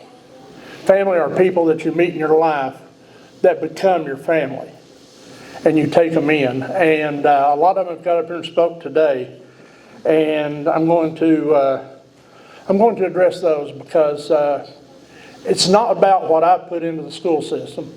It's what the school system has put into me. And as much as you want to read that stuff, that's great and everything like that. You don't realize how much more I have received, or I feel that I have received from the school system, the people in this room, and all those involved, compared to what I put out. The first person on my list was Tom Sayer. I did actually start coaching at Flat Gap a few years before Tom. When he got out of college and came back, I actually coached my first game in the fall of 1977, right after I got out of high school. Because in high school, I wanted to be a teacher and a coach. So when I went to my dad and I said, I want to go into education and I want to be a coach, my dad looks at me, having been around the school system, said, no, son, that's too political. 33 years later, I stand here as a man that worked for the Johnson County Fiscal Court, and every 4 years, your job depended on the election. So I ended up working a job that was a whole lot more political than anything I could have ever got into being a teacher. But with Tom, like Tom Sayer said, we grew up together, we coached together, we played sports together. He's one of the best friends I've got in talking to him. The next one on the list is Steve Trimble. Steve's right. And if you don't believe me and you don't believe Steve, ask Gwen Adams Burkholder right here. What's the best class that ever walked through the hall of this school? 77. So now David and Tom is outvoted 3-2. Now there's Tom Cochran. I did get out of coaching for several years because my job with the fiscal court wouldn't allow it. But Tom talked to me about it, and miraculously my job shifted to where I could do it again. So we coached together. We became great friends. We'll not go into too much about the locker room shout. But you see this man here who's supposed to be kind, nice, and humble. He can scream and yell with the best of them. And I was the target that particular night. But there is a little satisfaction in knowing now I hold one of the 5 votes that determines his job. So you've always got, I've got that going for me now. But after I coached with Tom, then you turn around, you've got Eddie Blair back there. Eddie and I have known each other since he was a kid in high school, and he bailed me out by bringing a bunch of young athletes to play for a softball team that I had in the Paintsville League over here. And Hobbs Lake softball, that's right. And we became really good friends. And when Chris moved on to the 7th grade, he invited me to come to the 7th grade. And that's where I spent the most years, which was a total of 15 years. I actually outlasted Eddie. He left before I hung it up. There's 2 I have to talk about at the same time, because I can't distinguish between the 2 of them. And that's PR and John Phillip. We've been called everything from the 3 Amigos, the 3 Musketeers, and I'm sure there's a certain coach in Martin County that coaches girls basketball that would probably call us the 3 Stooges. But I don't know how it all came about, but we just all started traveling together. It was, I think we were all too cheap to drive our own cars, and we just pulled up to save gas or whatever. But we ended up at ball games together. PR and I would venture to say, have seen more sporting events in this county than any 2 men. Since I'm standing up here at the platform, I'm going to say that I'm number 1, he's number 2. And then we'll dispute that from there. But he's become a great friend. We both sit side by side now on the school board. Come to find out through a little research, he's actually tied into my side of the family, but he's thankful that it's actually through Joni, that they're cousins. You've got John Phillip sitting over there. A few facts that most people know about John Phillip. Number 1, he is the funniest man you will ever want to sit and watch a ball game with. He's also the most embarrassing. Nobody's off limits. It doesn't matter if it's a referee, a coach, a fan, but he never takes shots at the other kids. Those are off limits, but now he does make up for it when he talks about the other people. Looking at the list here, I don't know if Shep came back in here or not. I had Jason on my list. Jason wants to tell everybody that his big new ride that sits out in the parking lot, he bought it so that he could haul me to these ball games that we go to, but it's actually to pull his boat. He just doesn't want to tell anybody. But you'll always see some combination of me, Shep, John Phillip, PR, and Scott Holbrook. Going to ball games and traveling, it doesn't matter if it's boys basketball, girls basketball, softball, baseball, whatever. We'll end up there. PR and Shep, Holbrook, and myself, we like the ball games. John Phillip goes along to eat.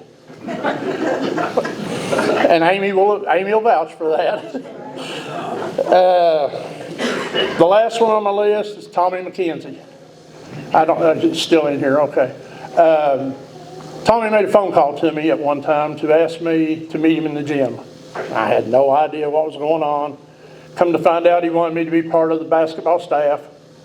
He didn't realize that was probably my bucket list item as far as being a coach, was sitting on the bench with the high school basketball team. And I agreed to do it in a heartbeat. So then fast forward a couple of years, I get another phone call from him. And he says, I need a favor. And I said, what's that? And he said, well, at that time, one of our school board members had passed away, and he wanted me to take the appointment to fill the unexpired term. And I told him in no uncertain terms, no. And he asked again, and I told him no. And finally he said, well, come up with a name of somebody you'll put your reputation behind to be the board member out there. I couldn't come up with anybody, so finally I talked to Joni and I contacted Tommy and I agreed to do it. And I want to thank him for that, because being a board member is probably one of the greatest blessings that I've went through at this school, because you get to be one of the 5 people that makes the decisions that impacts every single student that walks through the halls of the school. And in conclusion, I said earlier I'd poured a lot into this school system, but I personally have received so much more. People that know me, one of my favorite sayings is, it's a great day to be an Eagle. Today is a great day for me to be an Eagle. I want to say I love everybody in this room. Some of you I didn't mention, but I want to thank each one of you for being part of my family.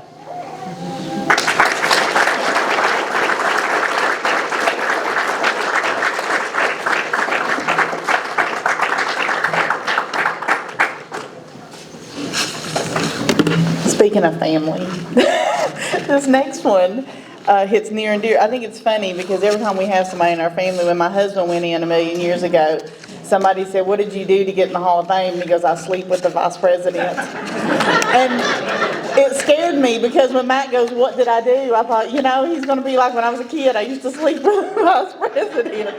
That's really going to get out there and get ugly for me. But anyways, our next inductee is a 2002 graduate and also my baby brother. And I want to say I am super duper proud of all the work that he does with English. I may be the older one and I may have come through and done, things first, but he's done it better, especially as he goes around the country and helps other schools implement AP programs. So it is my honor to induct my brother Matt Cantrell into the Hall of Fame.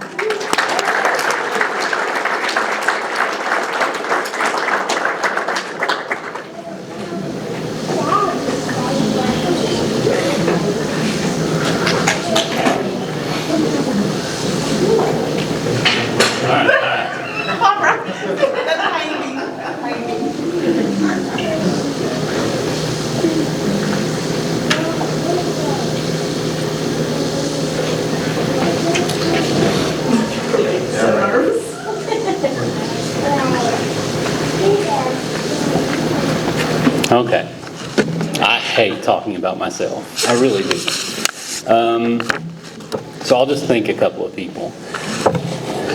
Probably the biggest prerequisite to having this kind of side career of going around and doing workshops and talking at schools is you would think it'd be like expertise or experience or anything like that, but the real prerequisite is you've got to have a partner that will let you go in the first place. And I've always been nervous about asking Lindsay, saying, I need to go to Frankfurt for 5 days next week, or I need to go to Salt Lake City for 9 days in the summer. And we have 2 little kids, so that's a big ask. And she's always let me go. I was at one of the Salt Lake City stints in one day. I'm in Salt Lake City working for the College Board. Her car quit. Our youngest basically exploded from an amoxicillin allergy, and our crawl space flooded because the creek behind our house stopped up. But she's always been very supportive, and she always lets me go to these places, and that's the most important part. And the other part is just the school. I will say I tried to figure conservatively. I've worked with probably easily 100 school districts in the last 15 years trying to help them get better. And you would not believe the schools I've gone into. And I went to a school once, and I remember I walked into the students' restroom and the toilet paper was on chains, locked to the walls. And I tried to help this little charter school in Chicago start their English program, and I was talking one-on-one with this teacher, working with her, and I thought she was going to have an honest-to-God nervous breakdown in front of me because she was so stressed and so just overwhelmed. And the thing, I try to help them, but it's so crazy just how hard it is to succeed in other schools. And we don't realize how good this school is. And I tell them, if I could just pick you up and take you home with me, you would not believe how much fun you would have teaching somewhere else. Because it is just it's crazy, and you don't appreciate it unless you actually go around and experience it. But this school has never told me no. And I think in 2009, they let us go. They sent us to San Francisco for a conference. And I just happened to walk around, and I stopped at a booth for the College Board, and they signed me up to be an AP scorer. And that just from that point on, just kind of snowballed into this secondary career where I go around and I help schools. And all because Johnson Central sent us out there. Anytime I want to go to a conference, they let me go. Anytime I want to go to a PD, they let me go. And, you know, people don't appreciate, everyone's talked about the school and the faculty and the family aspect of it. You don't realize you can build good teachers, and Johnson Central does that better than any other place. They just incrementally I had Braxton years ago. I was a terrible teacher when I had Braxton. I'm so sorry. You got me early in my career. I wasn't good yet. But just little by little, conference by conference, PD by PD, I got better at it. And so it's really the school. If anywhere else, I might just be teaching and not be very good at it. It really is because of Johnson Central that I got to be good at it. So I won't take the credit. They let me do it. I think that's about it. Thank you, everyone.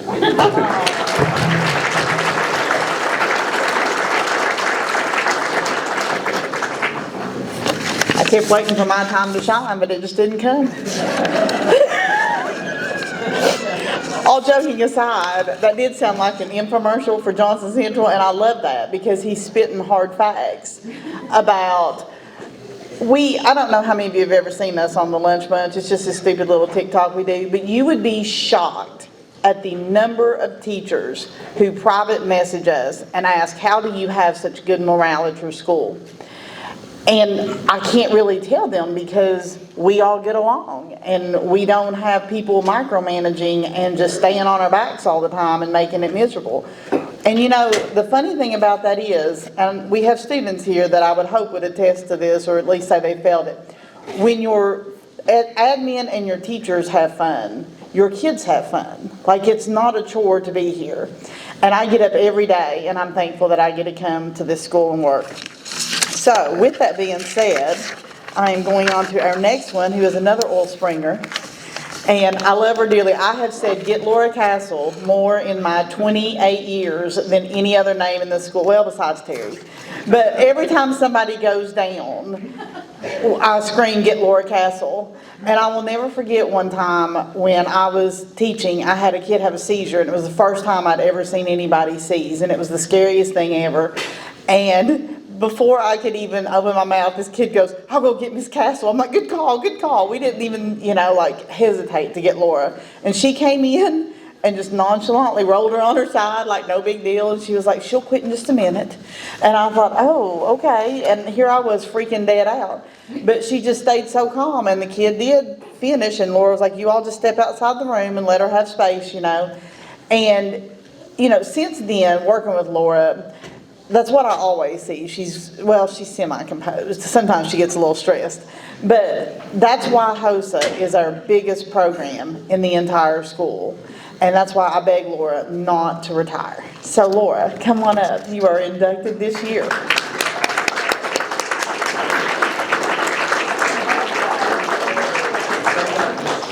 Okay.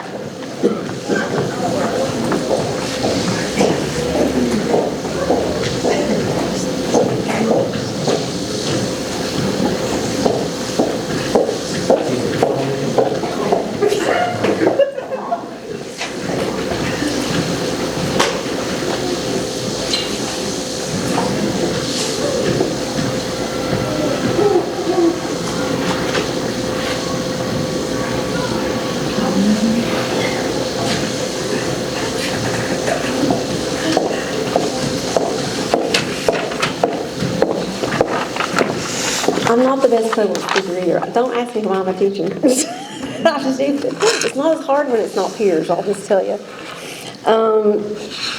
As a high school student, there were some things I wanted to mention, like things I survived as a high school graduate of Johnson Central, Ms. Chafin's dreaded term paper that taught me how to write papers, and it was a big help to me as I went on to college.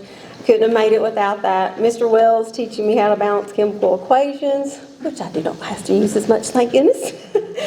Mr. Sturgill, who was my driver's ed teacher, who saved me from having to quit all of my athletic activities because I was getting a C in, of all things, typing, because I had things left out, because I am a little ditzy for those that know me. A little spacey, didn't realize I had some assignments out. So I just think it's neat that my driver's ed teacher had such an important, role. He saved my life, and I didn't have to quit cheerleading because I was not allowed to get a C. Another funny story from high school.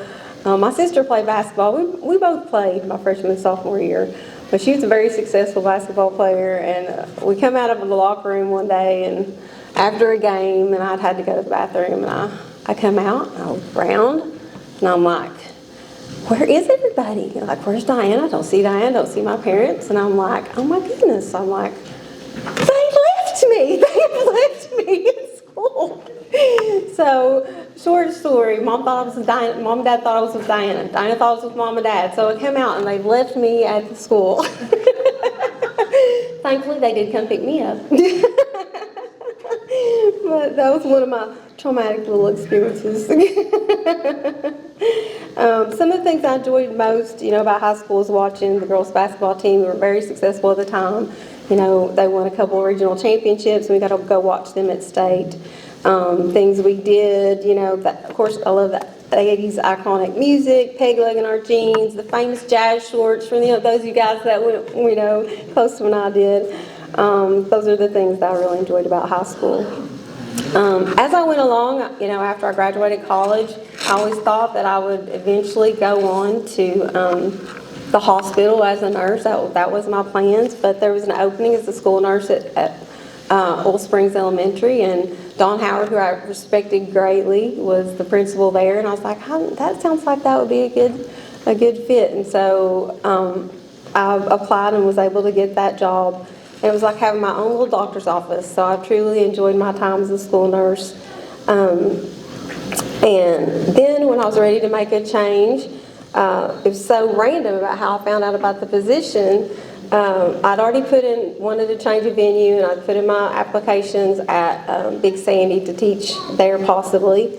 And at a Sunday family dinner, just randomly, my cousin's wife mentioned that they're starting this new allied health program at Johnson Central, and I thought, oh my goodness, that's where I'm meant to be. I just felt it. I just felt God was like, that's where you're supposed to be. And I knew it with utmost certainty. I don't know if you ever had times in your life where this is where God wants me to go. So we applied the job. There's 3 people that are up for this position. And I call Noel, he gives me some pointers on how to do an interview. Not great at interviews.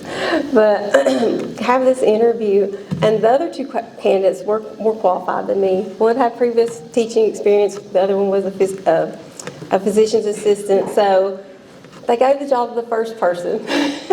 She declined, the one with former teaching experience. The second person, then they gave the job to her. She was Mr. Estep's sister, and she is a physician's assistant, so had a little bit more experience than me.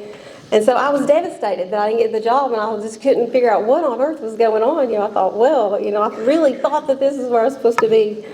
But then, lo and behold, the second person decided not to take the position, and I got it, and I was like, yes, I knew it. I knew it was supposed to be for me.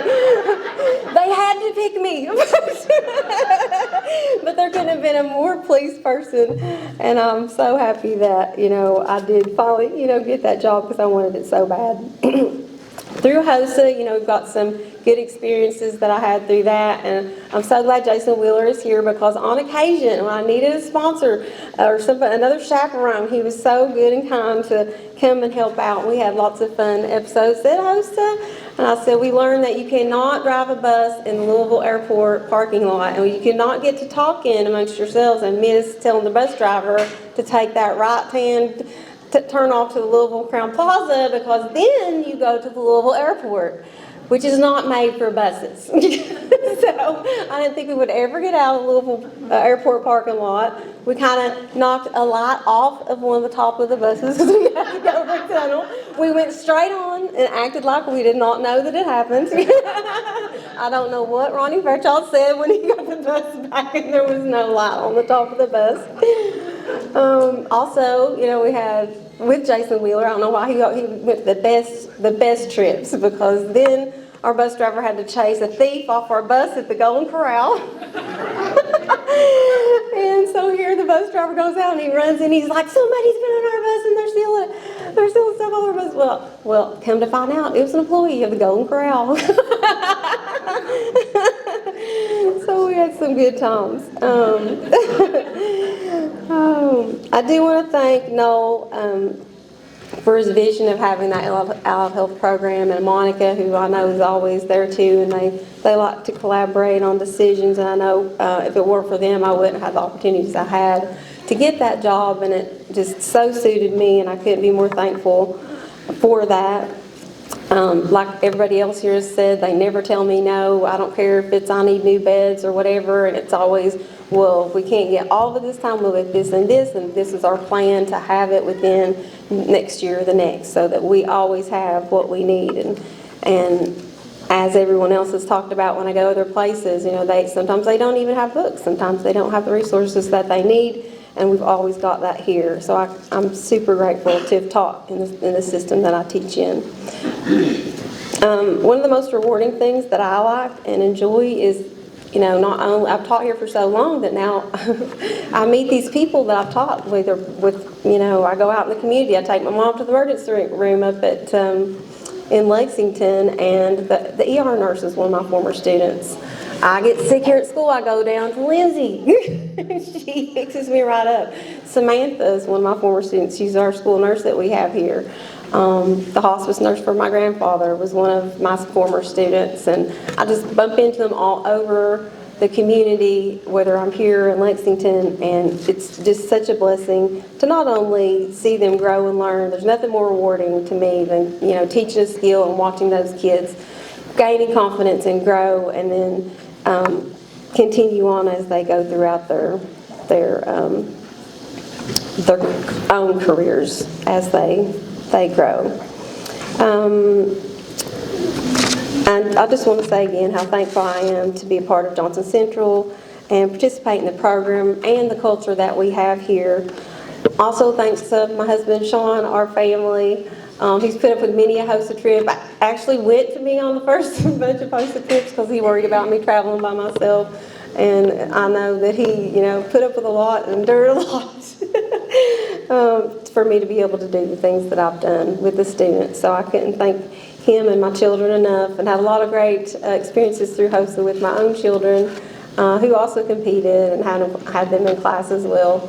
So again, thank you for this honor. I'm excited to have it and couldn't be more thankful for it to be inducted today.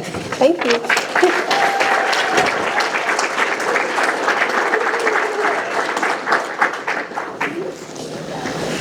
So when Mr. Butcher said that what makes Johnson Central special starts from the top down, Laura implies that the Lord is the one that starts all this good stuff. I just saw Mr. Castle back here going, yep. Our next inductee is very near and dear to my heart as well, because she was a former student. And you know, it is really an honor when you have a father-daughter duo go in. And I think it's interesting because her dad, Rick, whom I also grew up with, he went in about 17, 18 years ago, and I said to him, Rick, don't be a stranger, make sure you come back to these. And he goes, I will. And I am proud to report that 17 or 18 years later, he is back. So, thank you, Rick, for making good on that promise. So our next inductee is a 2015 graduate, but she was just a phenomenal volleyball player. I loved watching Shelby spike that ball. So come on up, Shelby, and welcome to the Hall of Fame.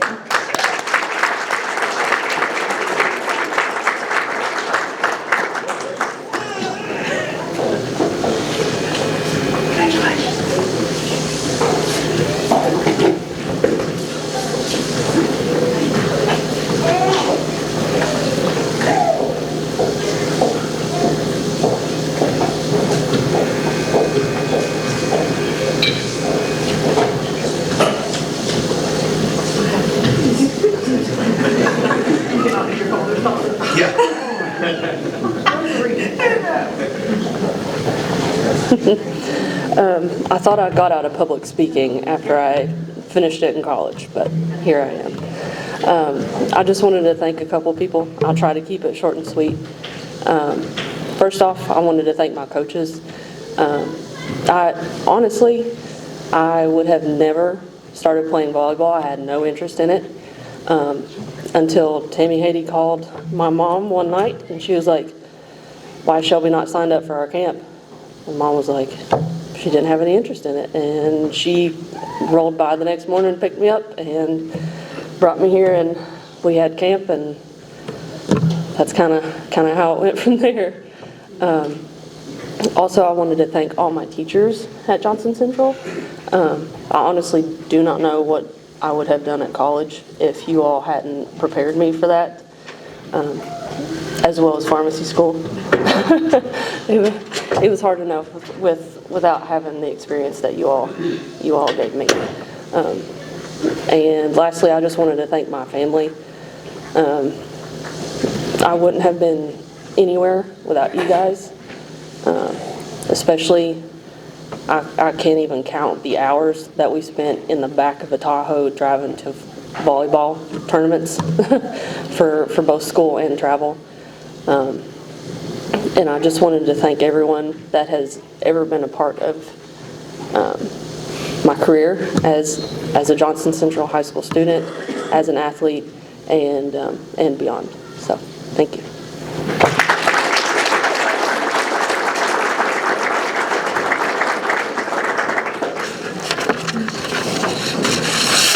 Our next inductee, I have to tell this also because everybody that got up here to talk about Monica said, she always says we, not I, and that is not true. Because the first summer that I was the curriculum director, I awoke that morning to the sight of the master schedule completely gone. And I was dead freaking out. And I said, what has happened? I don't know what's going on. And Monica comes busting in the office and goes, I did it. It was me. I just started hitting buttons and I didn't mean to. I'm sorry. And I was like, whoa, what have you done? And she goes, I don't know, but I'm the cause. It says so on the report. And you're going to find that out when Jeree tells you. So I just wanted to let you know I did it. And so luckily we were able to restore it before Monica's fingers got a hold of it again. And to this day, she will not touch that computer during the summertime. Like, she is terrified of it. But I want to say, you know, I've been friends with Monica a long time too. And it was funny because when she got hired, Chad just looks at me and goes, Noel's harem of women's just up there running wild at that high school, because we've always been around Noel, keeping him like on the straight and narrow, I think. But she is such a good boss. And she's a good cruise partner too. We took a cruise this past summer. She goes, I'm really nervous. And I said about the cruise, she goes, I don't know if we can get all these restaurants in while we're on there just 7 days. But she is a fabulous boss, and they're right. She always has the same just level-headedness. You're going to get the answer whether you want it or not. And I absolutely adore having that. So it is my distinct honor to induct my friend, Monica Daniel.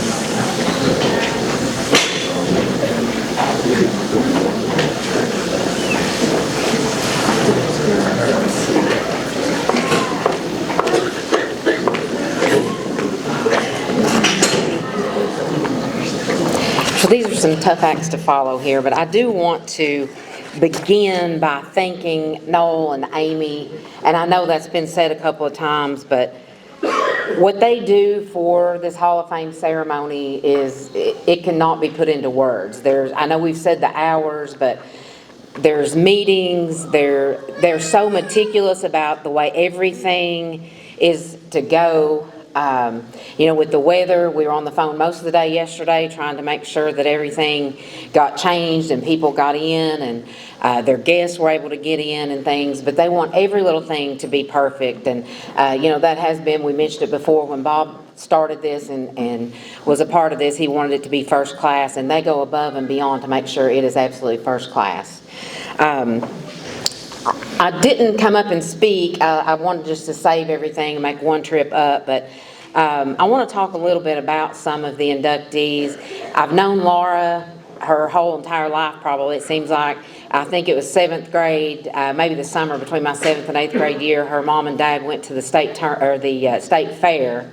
And I think I tagged along with them in their car, or going or coming or something like that at the state fair, as my mom and her mom were dear friends for years, maybe since probably high school they were friends. So I've known her a long time. And you know, Laura told some of the stories on herself earlier there, but she has a unique way of, she cares so much and worries about every little detail, but somehow or another, the craziest things will always happen when Laura is involved with a trip or something. I mean, you mentioned a few, but I think you left out maybe the parent that went as a chaperone that had emergency gallbladder surgery in, was that Florida or Atlanta? Yes. And then there was the time that you had rented a charter bus maybe and it caught fire or blew up or something. Yeah, same trip. So Laura has this unique way of just, I think it's because she worries too much. Noel and I try to get her, you worry too much, Laura. Just chill out, man. It'll be fine. But she has, you know, I'm glad she told that story there, because I do think it's, her purpose is to be here. And she's mentioned for a couple of years when she retires and retiring, and we don't even want to think about the possibility of her retiring, because what she's done in this program and for this community can never be matched. She took the program, we didn't have the program here before, and as Noel talked, he secured the funding to add a couple of programs here, and she was hired. And any time that we ask her to do anything, try a new program or do this. A couple of years ago, the CEO at ARH came to us, and we met over there, and Dr. Rice, and said we really need in this area some more medical assistants, certified medical assistants. And we got to looking, it's a new program at the state, not many schools were doing it. And you know, one of our hashtags here is the power of opportunity, and that's what we want to provide, as many opportunities for kids and teachers. Matt mentioned it there. We want to support our faculty that wants to go and do things. But when the hospital came and said, can you do this program? And Laura said, I'll try it. I don't know. I may need some things. And we said, that's fine. You tell us what you need and we'll get it for you. If the hospital's asking us to do this, then we'll do it. So that was 3 years ago, and she's had 100% pass rate on those to provide that to our local clinics and hospitals and things. So she undersells herself way too much, way too often. But what she means to the community, not just this school. So she's taken that one teacher program, and this past summer we hired our 4th allied health teacher in that program. And that's a testament to what she has dedicated to doing. The need in our community and just the quality. She talks about going to UK and seeing these nurses everywhere, but I know what she pours into those kids. And I've got 2 sitting back here. My baby and her husband are both graduates from the nursing program here, and went on to become, they're both ER nurses, they're RNs in the ER. And you know, Macy would be in class and she would say, gosh, these people in this class, Mom, I don't know what they're doing. Like, how do they not know how to do this? And I'll say, you had Laura Castle. That's how you know how to do this. Other people, I mean, we're a high school offering this. A lot of people don't get this in high school, and they don't have any other way of getting this training until they get to college. So I want to personally thank her on that personal note there for that.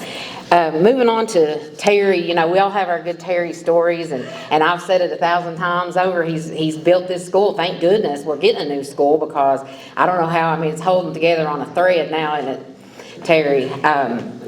But you know, Amy talked about Terry being the first one that she would call, and so many times here, gosh, I don't know, we've had school 2 days this week due to the weather, but one of those days I got a report into the office that maybe somebody on the top of the building with a backpack. So we were all in high alert there, and honestly the first person I called was Terry, because here a couple of months ago, we had issues with the flagpole, and the rope was twisted around the flag, and the flag was stuck halfway up, and I was ready to call Chris Ferguson and get a telehandler over here, or call the fire department to get something, and I called Terry, and I said, you think we get the fire department? He said, I'll just go up there, I'm not afraid of heights, I'll just lean out over the building and untie it.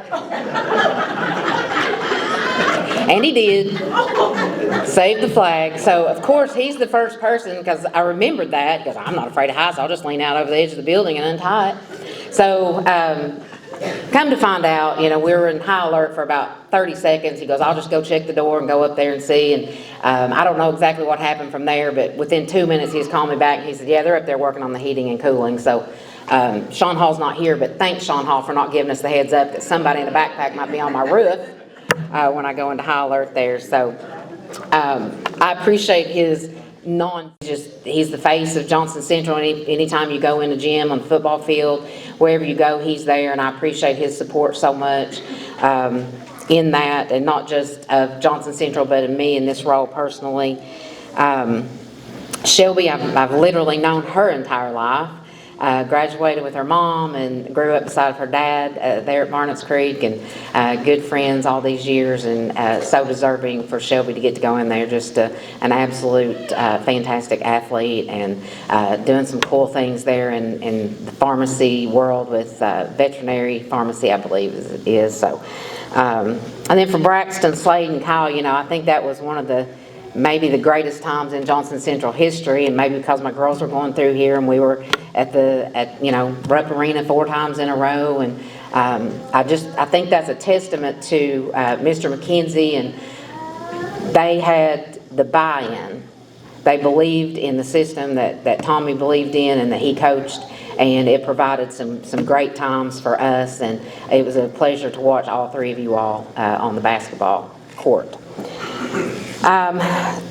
So moving on here, some people have said it, and I can't really say much here. I don't like to talk about myself. I do want to thank my family, my Uncle Tim and Aunt Kathy, and my brothers, and of course my kids and their husbands, my grandbabies back there, and they have so many times sacrificed for me and my career. And they love this school as much as I love this school. And I appreciate them. I hope they know that, how much I appreciate them.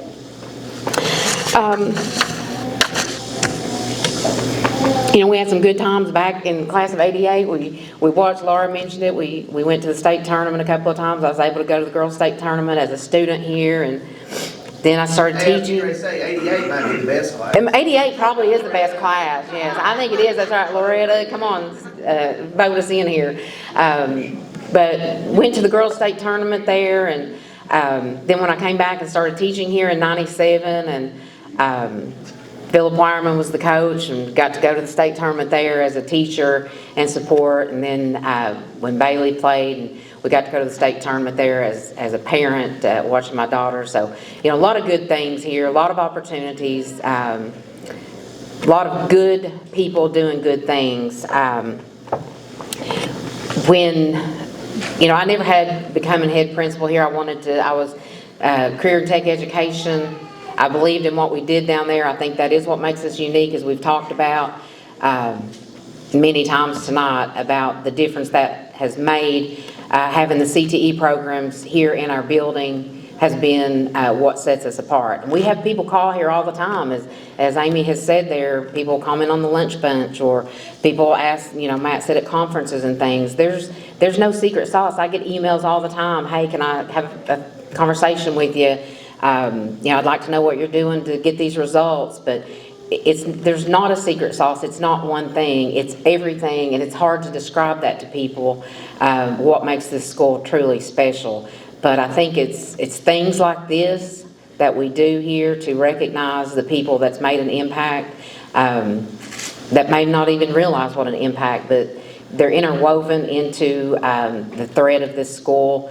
And I just want to thank everybody for this honor. Noel had kind of said there, and I kind of have a joke, and I just feel like this is a man's world that I've grown up in here, and I have a saying. Noel almost touched on it there. I figured he was maybe afraid to, but I say all the time, this is a one-man job and I'm the only man here. So the guys that are usually surrounding me don't really like that, but I do say I say it all the time, so, well, Tom. I say it all the time, do I not? I do it, so, but thank. You've never said it right, me, I've never heard it. I say it behind your back, no. I'm just kidding. Thank you again. I hope everyone has enjoyed it. It's an honor for me to be here and be inducted with this class. Thank you.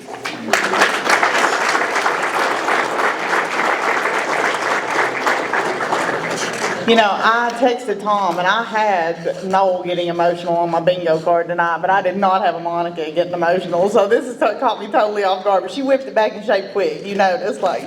I was just wondering if she said that to Rick. I was just wondering if she said that to Rick. That's the one-man show. Okay. Our next inductee, Kyle. You know, I had Kyle, and I loved Kyle. I thought he was just the most laid back, like just pleasant kid, and I was so excited to put Kyle in. And then I got his form. He was very diligent about turning the form in, and I didn't check because he had already turned it in. So imagine my shock and awe when I opened the form, there were no pictures attached. So I thought, oh, he's put them in the photo file, and no, he hadn't. So I text Kyle, and I said, Kyle, baby, you haven't given me any pictures. And he didn't even respond to me. You know how that hurts, like at a deep level. So I texted Noel, and I said, have you heard from Kyle? Do we know that he's coming? Yeah, I've heard from him. I said, why don't you text him and see if he's got any pictures? Crickets. He didn't reply to Noel either.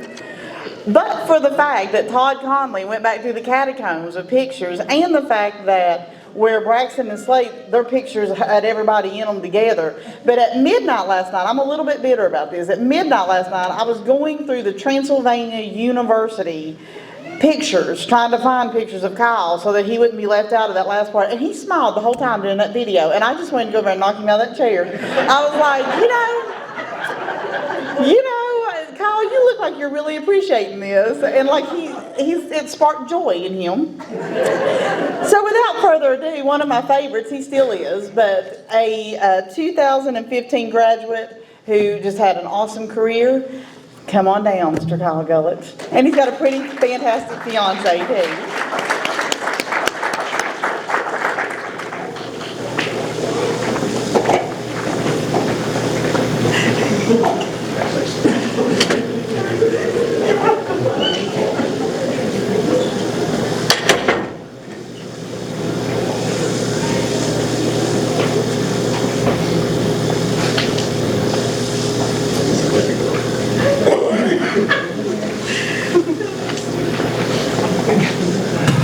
Thank you to Mrs. Webb for calling out my lack of preparation for tonight. That is continuing right now because I have nothing prepared to talk about.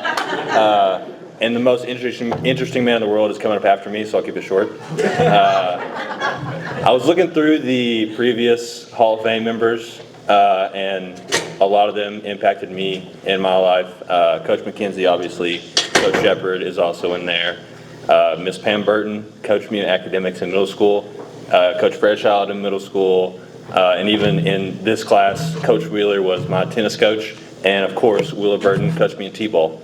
So a lot of people in there. So basically, you're welcome.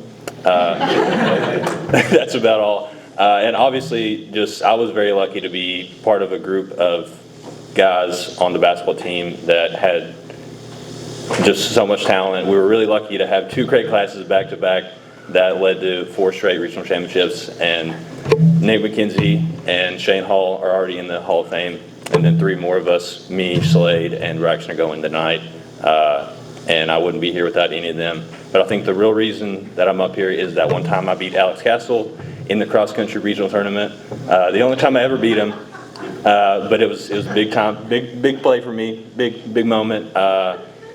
And yeah, that's about it. A lot of people helped me be up here, and I appreciate everybody's. And thank you, Ms. Webb, for the pictures.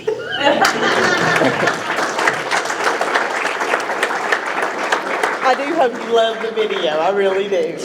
And speaking of the video, each one of you will get the link to that, so you'll forever have that.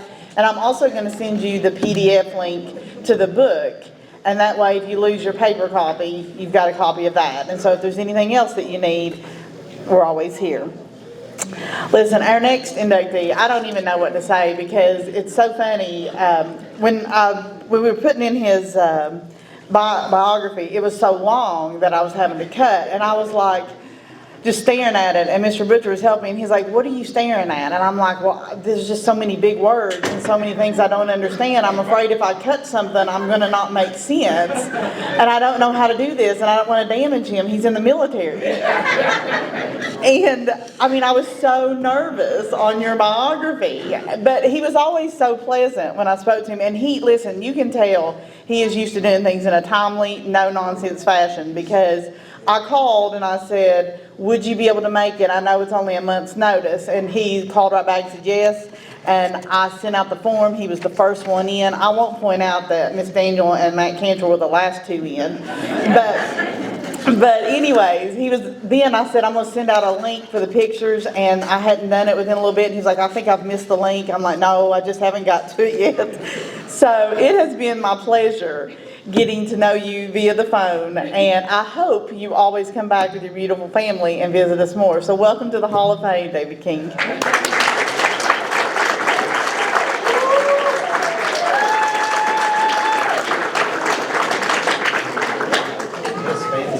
I know. You really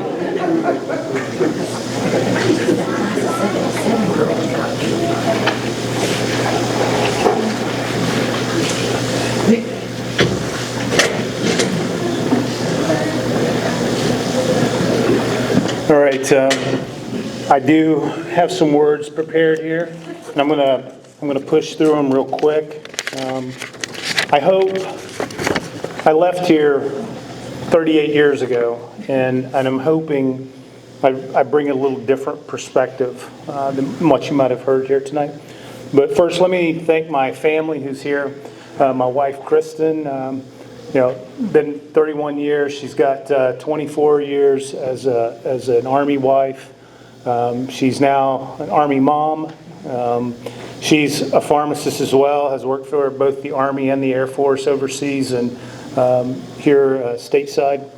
But I'm also happy to have my amazing boys here. My greatest accomplishment. Reed just returned from Slovakia after 9 months on Thursday.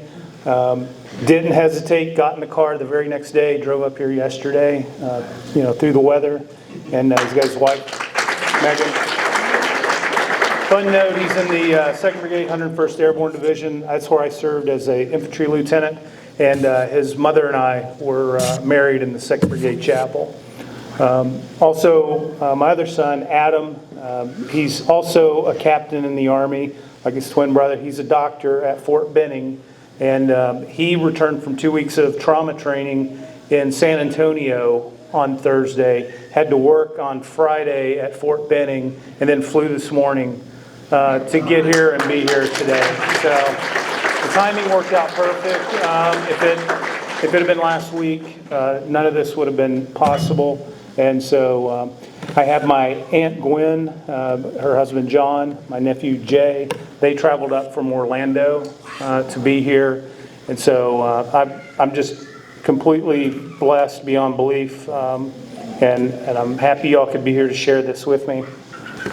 I'd like to share a couple thoughts here, and I've kind of grouped them into what I call groups of thank yous, if you will. And first, I want to thank you for this honor. There are no words to fully express how grateful I am. The recognition here is deeply meaningful. I've received a few awards in my life, and but this one comes from a different place, and so I'm blown away, and I'm very humbled. And some of the other members, we're teammates, so if I tell too many lies up here, Laura can make sure I'm being honest. And but anyhow, the second thing I want to do is I want to thank you all for the many life lessons that I learned playing sports here at Johnson Central. And I'm going to try to tie this, and I hope it all makes sense. Some of you may know I was raised by a single mother in Possum Holler. And man, It's a long way to go, but had a young soldier say, all officers are born with a silver spoon in their mouth. I assured him that I was not one of those. And so he,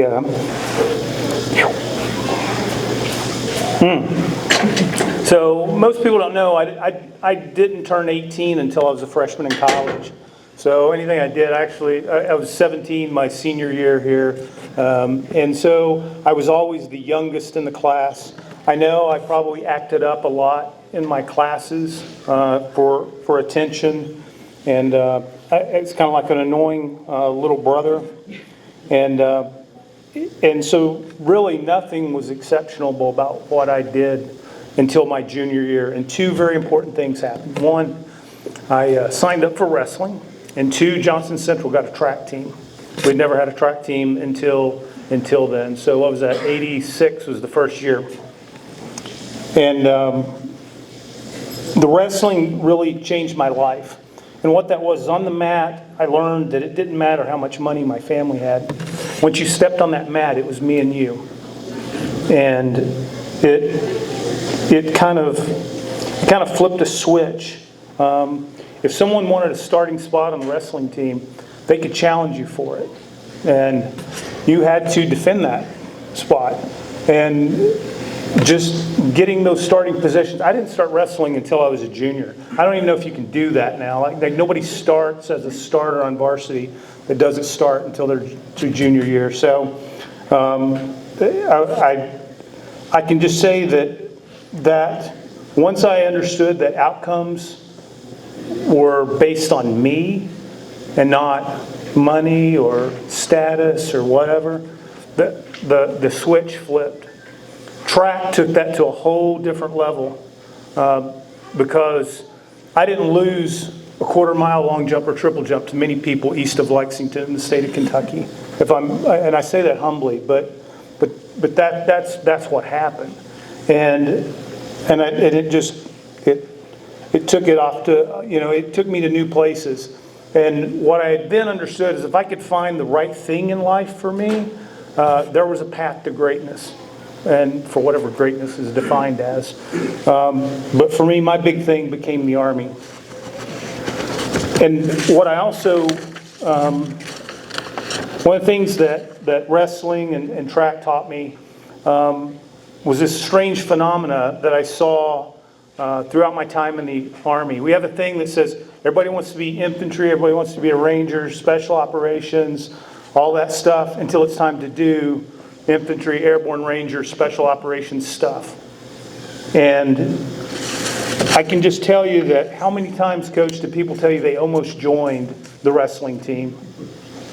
And what I learned was that stepping onto that mat by yourself separated a lot of talkers from a lot of doers in life. And I've told my boys, so many people self-select themselves out of all their opportunities because they're scared.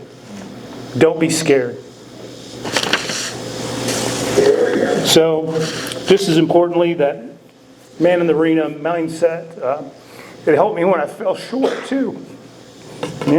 And what it taught me there was that you don't listen to people who don't have skin in the game. Like, listen to people you trust.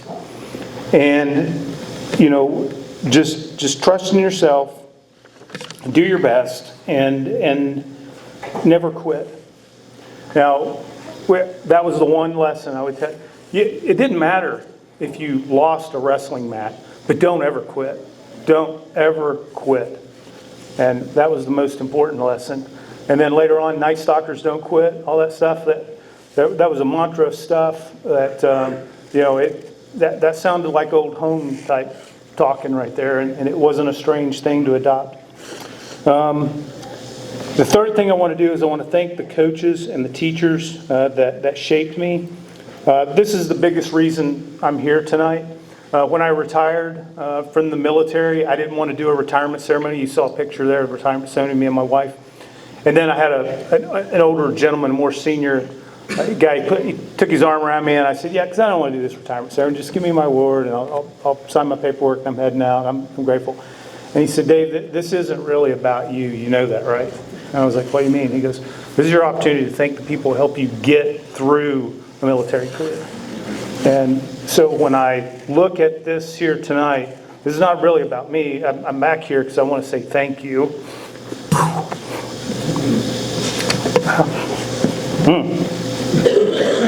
I reconnected with Miss Couch, my second grade teacher. She was my teacher when my parents got divorced when I was in second grade. We're still, thank God for you, and I love you.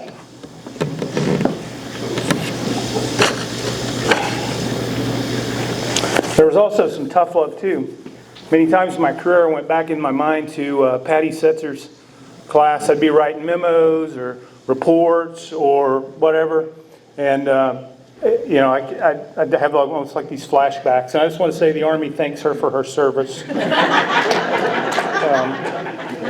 I don't think I would have survived college without her, and I mean that. I ended up getting a degree in journalism, and but it was the learn of writing and the approach to writing, and then of course, journalism and intelligence. There's some tangents there. So anyhow, it wouldn't have been possible without her. And so teachers, if you ever wonder whether you're making a difference, you are. Even if your deeds aren't spoken about for 3 or 4 decades. I share that with you. I want to thank my coaches, Ronnie Wells from football. He connected me to Union College, which went to Union College, joined ROTC, got me a full-ride scholarship, ROTC at EKU. Football was probably my worst sport, to be honest with you. But they said I had a cannon for a leg. The Army doesn't use cannons anymore, right? Because cannonballs are very inaccurate. So, Dan Evans from track, I still stay in contact with him. I plan to have dinner with him next time I'm down at Fort Campbell. He's actually coaching a girls basketball team, or actually helping with a program there in Hopkinsville, and so he couldn't be here today. But I also had the pleasure of being coached by a young Coach Matney. And, so I say rest in peace to him. What a great coach. It was easy to see 40 years ago that he was going to be terrific. And so rest in peace. And then finally, Coach Steve Trimble. He was nothing short of a father figure when I really needed one. When school was closed for snow days like you're having right now, Coach Trimble would drive his little blue pickup truck around Johnson County, and he would pick up wrestlers. And I don't know, Monica, are teachers still allowed to go pick up students in the back of trucks with no seat belts and snowy days and stuff like that? I don't think so, but I tell you what, a proud accomplishment in high school was winning that regional wrestling champion. That took JCHS wrestling to a new level, and obviously you all have never looked back after that. So I could sit up here and I could tell Coach Trimble stories all night, but I'll go ahead and move to the closing. But know that I love you and I'm grateful for everything.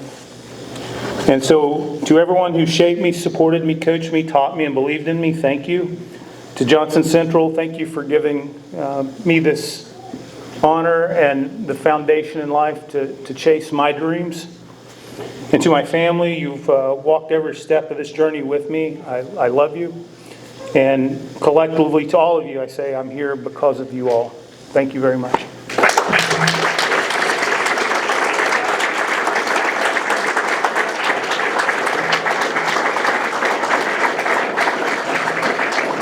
That was absolutely beautiful.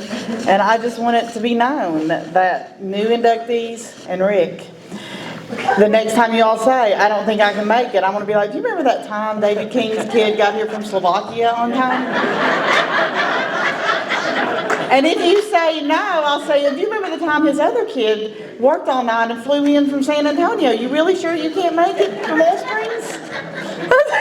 He's like, just kidding, Rick. But that is the gauntlet to y'all before you tell me you can't come next year. Our next inductee, again, Well, first of all, I love his pictures. He was the smart one. He chose the Chris Stapleton picture when Chris showed up in the locker room with him. He was like, I'm going to have the good picture in there. But Slade was such a joy to watch. And honestly, he doesn't know this, but I always watch him at W.R. Castle because he just loves watching his little boy play.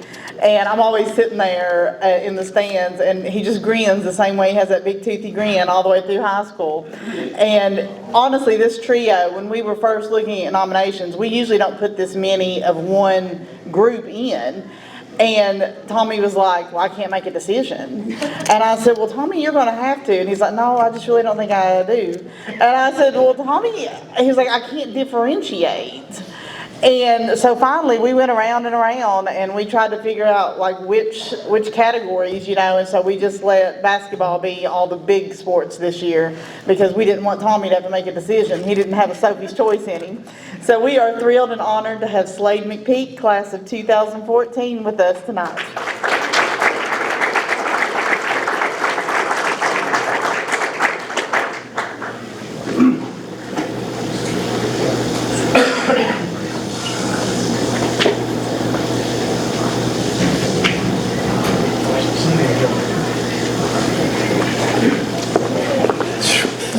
I hate this.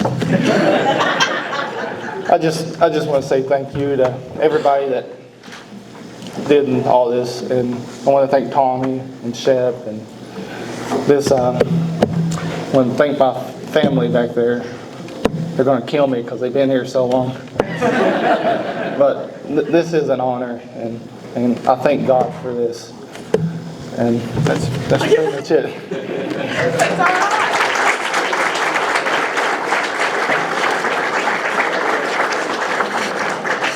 We're down to our last two.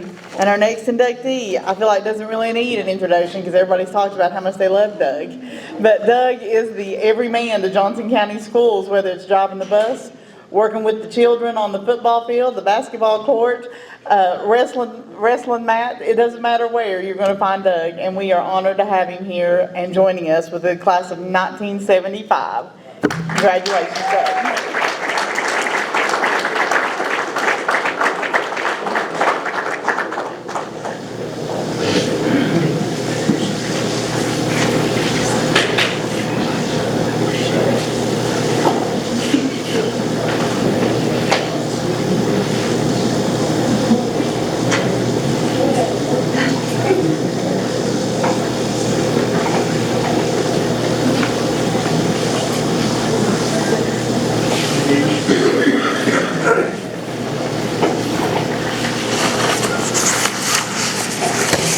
Good evening, everyone.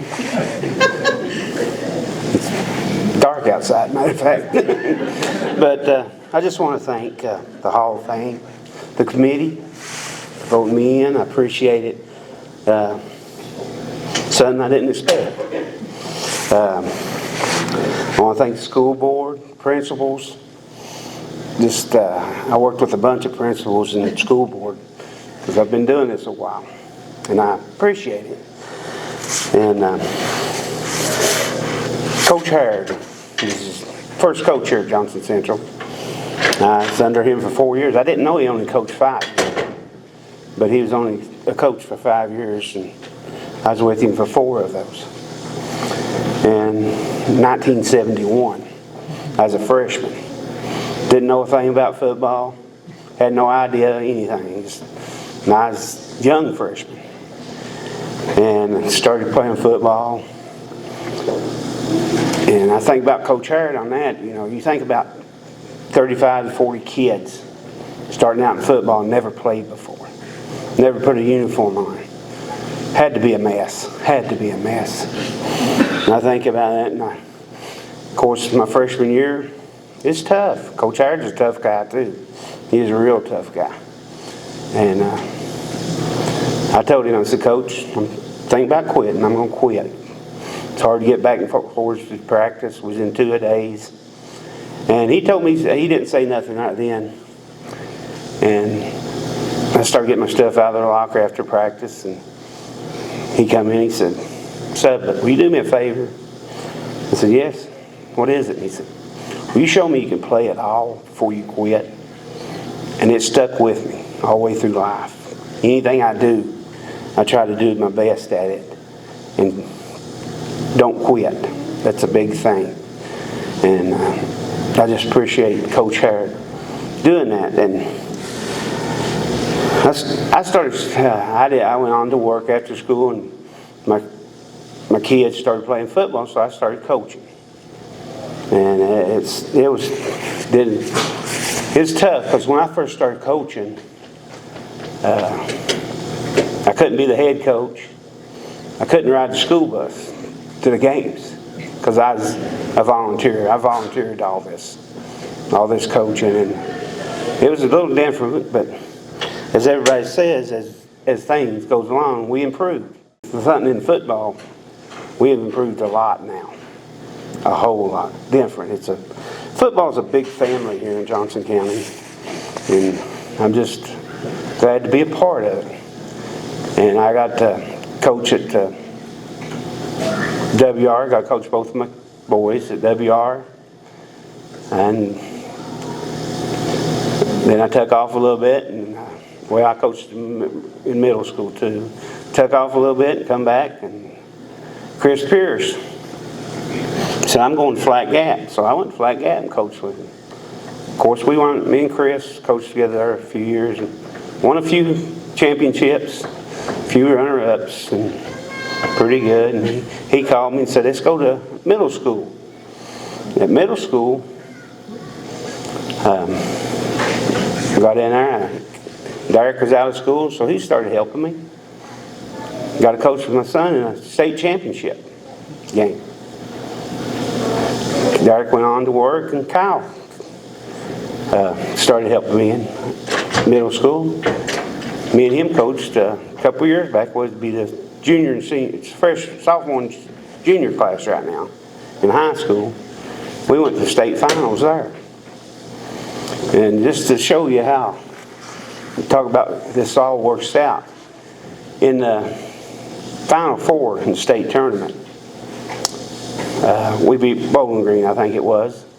Walking across the field, the coach come up to me and he put his hand out from Bowling Green and says, "Do you remember me?" And I said, "No, not really." But he said, "You coached me at WR." He's a Burchett. And then we played one of the teams out of Frankfort for this state championship. And same thing, they beat us, so we were state runners up that year. Coach come across the field, stuck his hand out and said, "Do you remember me?" Of course, I said, "No." He said, "You coached me at WR." So it just shows you how it spreads. And I'm just so proud to be able to do what I got to do here. And just meet a lot of people, coach with a lot of people, a lot of friends. And I just appreciate everything. And most of all, this time I've been at the middle school, I think I went back in 12 or 13. I believe it was. And so it's been about 12 years, and we become a family. Coached with the same coaches for about 12 years now.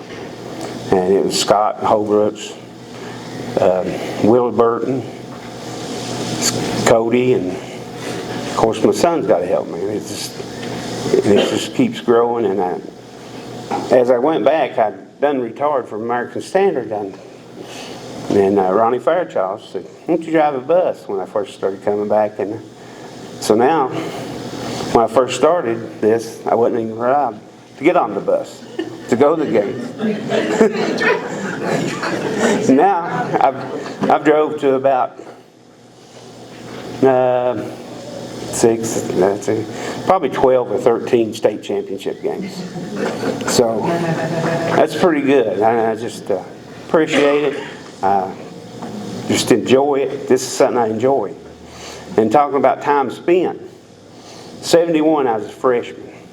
I'm still coaching, it's 2025. So I've done it a while, and I appreciate it. And all I can say, I thank God and my Savior Jesus Christ, and my wife and my family. My wife, starting in July, she always says, I'm gone. Yeah, she don't see me never, and it's just, I appreciate that. And I want to thank everybody, and I say God bless you all, and go Eagles.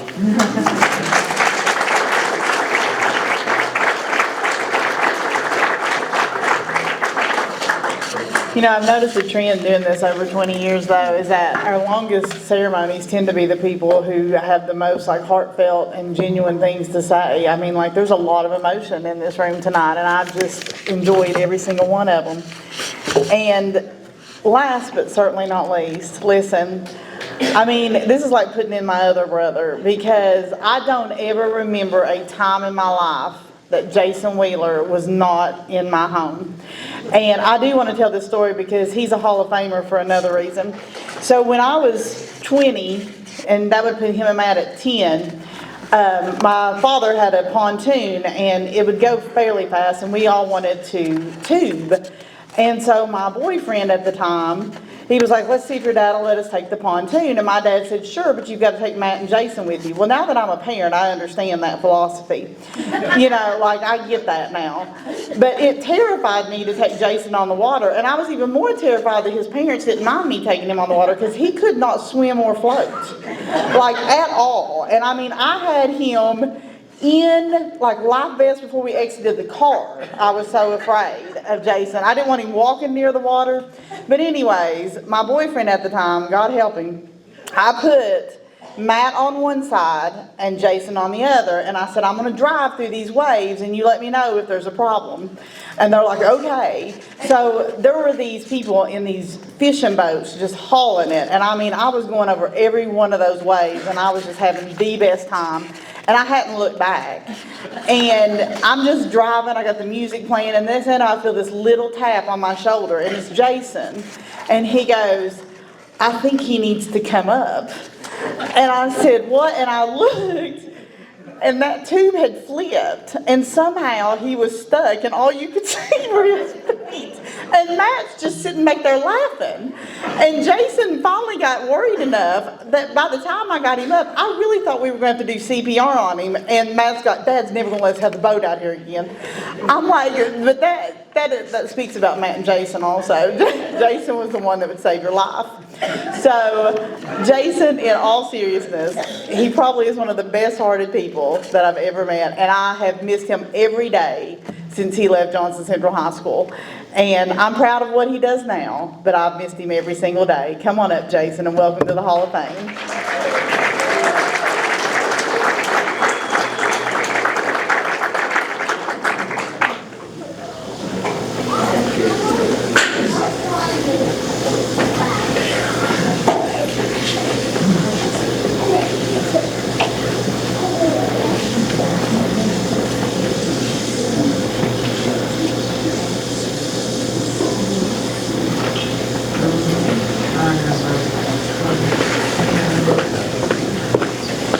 All right, well, I understand that UK tip time is in about an hour, so time is incredibly precious right now. I promise I will be very respectful of everyone's tip time tonight. But incredibly happy and humbled to be brought into the Hall of Fame class with everybody who's here. After listening to everyone's accomplishments when they were student athletes here, I can assure you I did not make it in based on what I did as a student athlete. While I was here, I was wheeled out of here in an ambulance during gym class, which speaks to my athletic prowess. But I was a late bloomer. I developed my Hall of Fame credentials in the classroom and out on the coaching fields. And one thing that I think that really ties us all together going through this school system is you don't really understand everything that you're learning whenever you're going through the Johnson County school system until you get put in some very unique and difficult situations later on in life, and you realize I really learned how to problem solve when I was at Johnson Central High School, because there are a lot of situations I found myself in over the years that I could not have figured out how to do them unless I had the help and support of people like Amy and Noel and Mr. Trimble, Mr. Conley, and everybody else who was a teacher here whenever I was going to school. And then whenever I was working here, it's just a great honor to be able to work with your best friends every single day. Regardless of how difficult things get, you can have a very strong support system, which is really what brings us all back here for the Hall of Fame. As a teacher, I was asked to coach soccer and tennis, and I thought it was a little strange because I had never played or coached either sport before. I didn't have a casual interest in either sport at the time when I was asked. And to be honest, I didn't know the rules of either sport whenever they asked me to coach them. And here among friends and family today, I can say after 5 years of coaching both of them, I still don't quite know all the rules of both of the sports that I coached. And I had to really think through for a couple of days why they offered me the job to coach soccer and tennis at the time, and I still can't tell you why, but I'm very glad and fortunate that they did, because as a teacher and as a coach, the easiest way to measure your own success in life is just to measure the success of your students and your players. And I was fortunate enough not to really have to do much, to be honest with you. I had incredible athletes whenever I was coaching. For tennis, Kyle Gullick carried me to 2 state tournaments because he just stood in front of the net, intimidated everybody with that gigantic wingspan, and dared people to try and hit the tennis ball over him, and they just couldn't do it. In soccer, I was very fortunate to have Clay, Nick, and Alex just not only be the life of the parties for teams that really needed it, but they could also really help tune people up whenever we needed that too, out there on the soccer field. And we had a lot of great success, not because I knew what I was doing, because I didn't, but because we had great players and great students who just, whenever they were put in very difficult situations, knew exactly what it took to go out and win a big game. So I'm always forever grateful for that. And what I'm most grateful for, being a Johnson Central alum, is just having the opportunity to work here with so many close people in very difficult situations at times, whether it's somebody stealing money off of a bus at a HOSA trip, whether it is trying to figure out how in the world you're going to fit 35 kids into a classroom when you only have 30 chairs, or trying to figure out how you're going to just get through the day. It's always a real Hall of Fame accomplishment knowing that you're going to be able to get through the day because you have all the love and support of your great students and also of your great friends. So the reason that most of us are in the Hall of Fame is because we had such incredible people in the school system in our lives. And for me in particular, I'm up here because I had great students and I had great players who, regardless of how bad of a day I was having or how good of a day I was having, they were just going to carry me and everybody else over the finish line. So I'm incredibly appreciative of everybody that I had whenever I was a teacher, even the ones who gave me all the gray hairs I'm sitting up here with today. And really want to thank you all for having me in. And Amy, I'm so glad that I saved Ron's life that day. I do remember that. So I'm incredibly glad that I'm also a lifesaver also. So, but thank you all. I really appreciate it.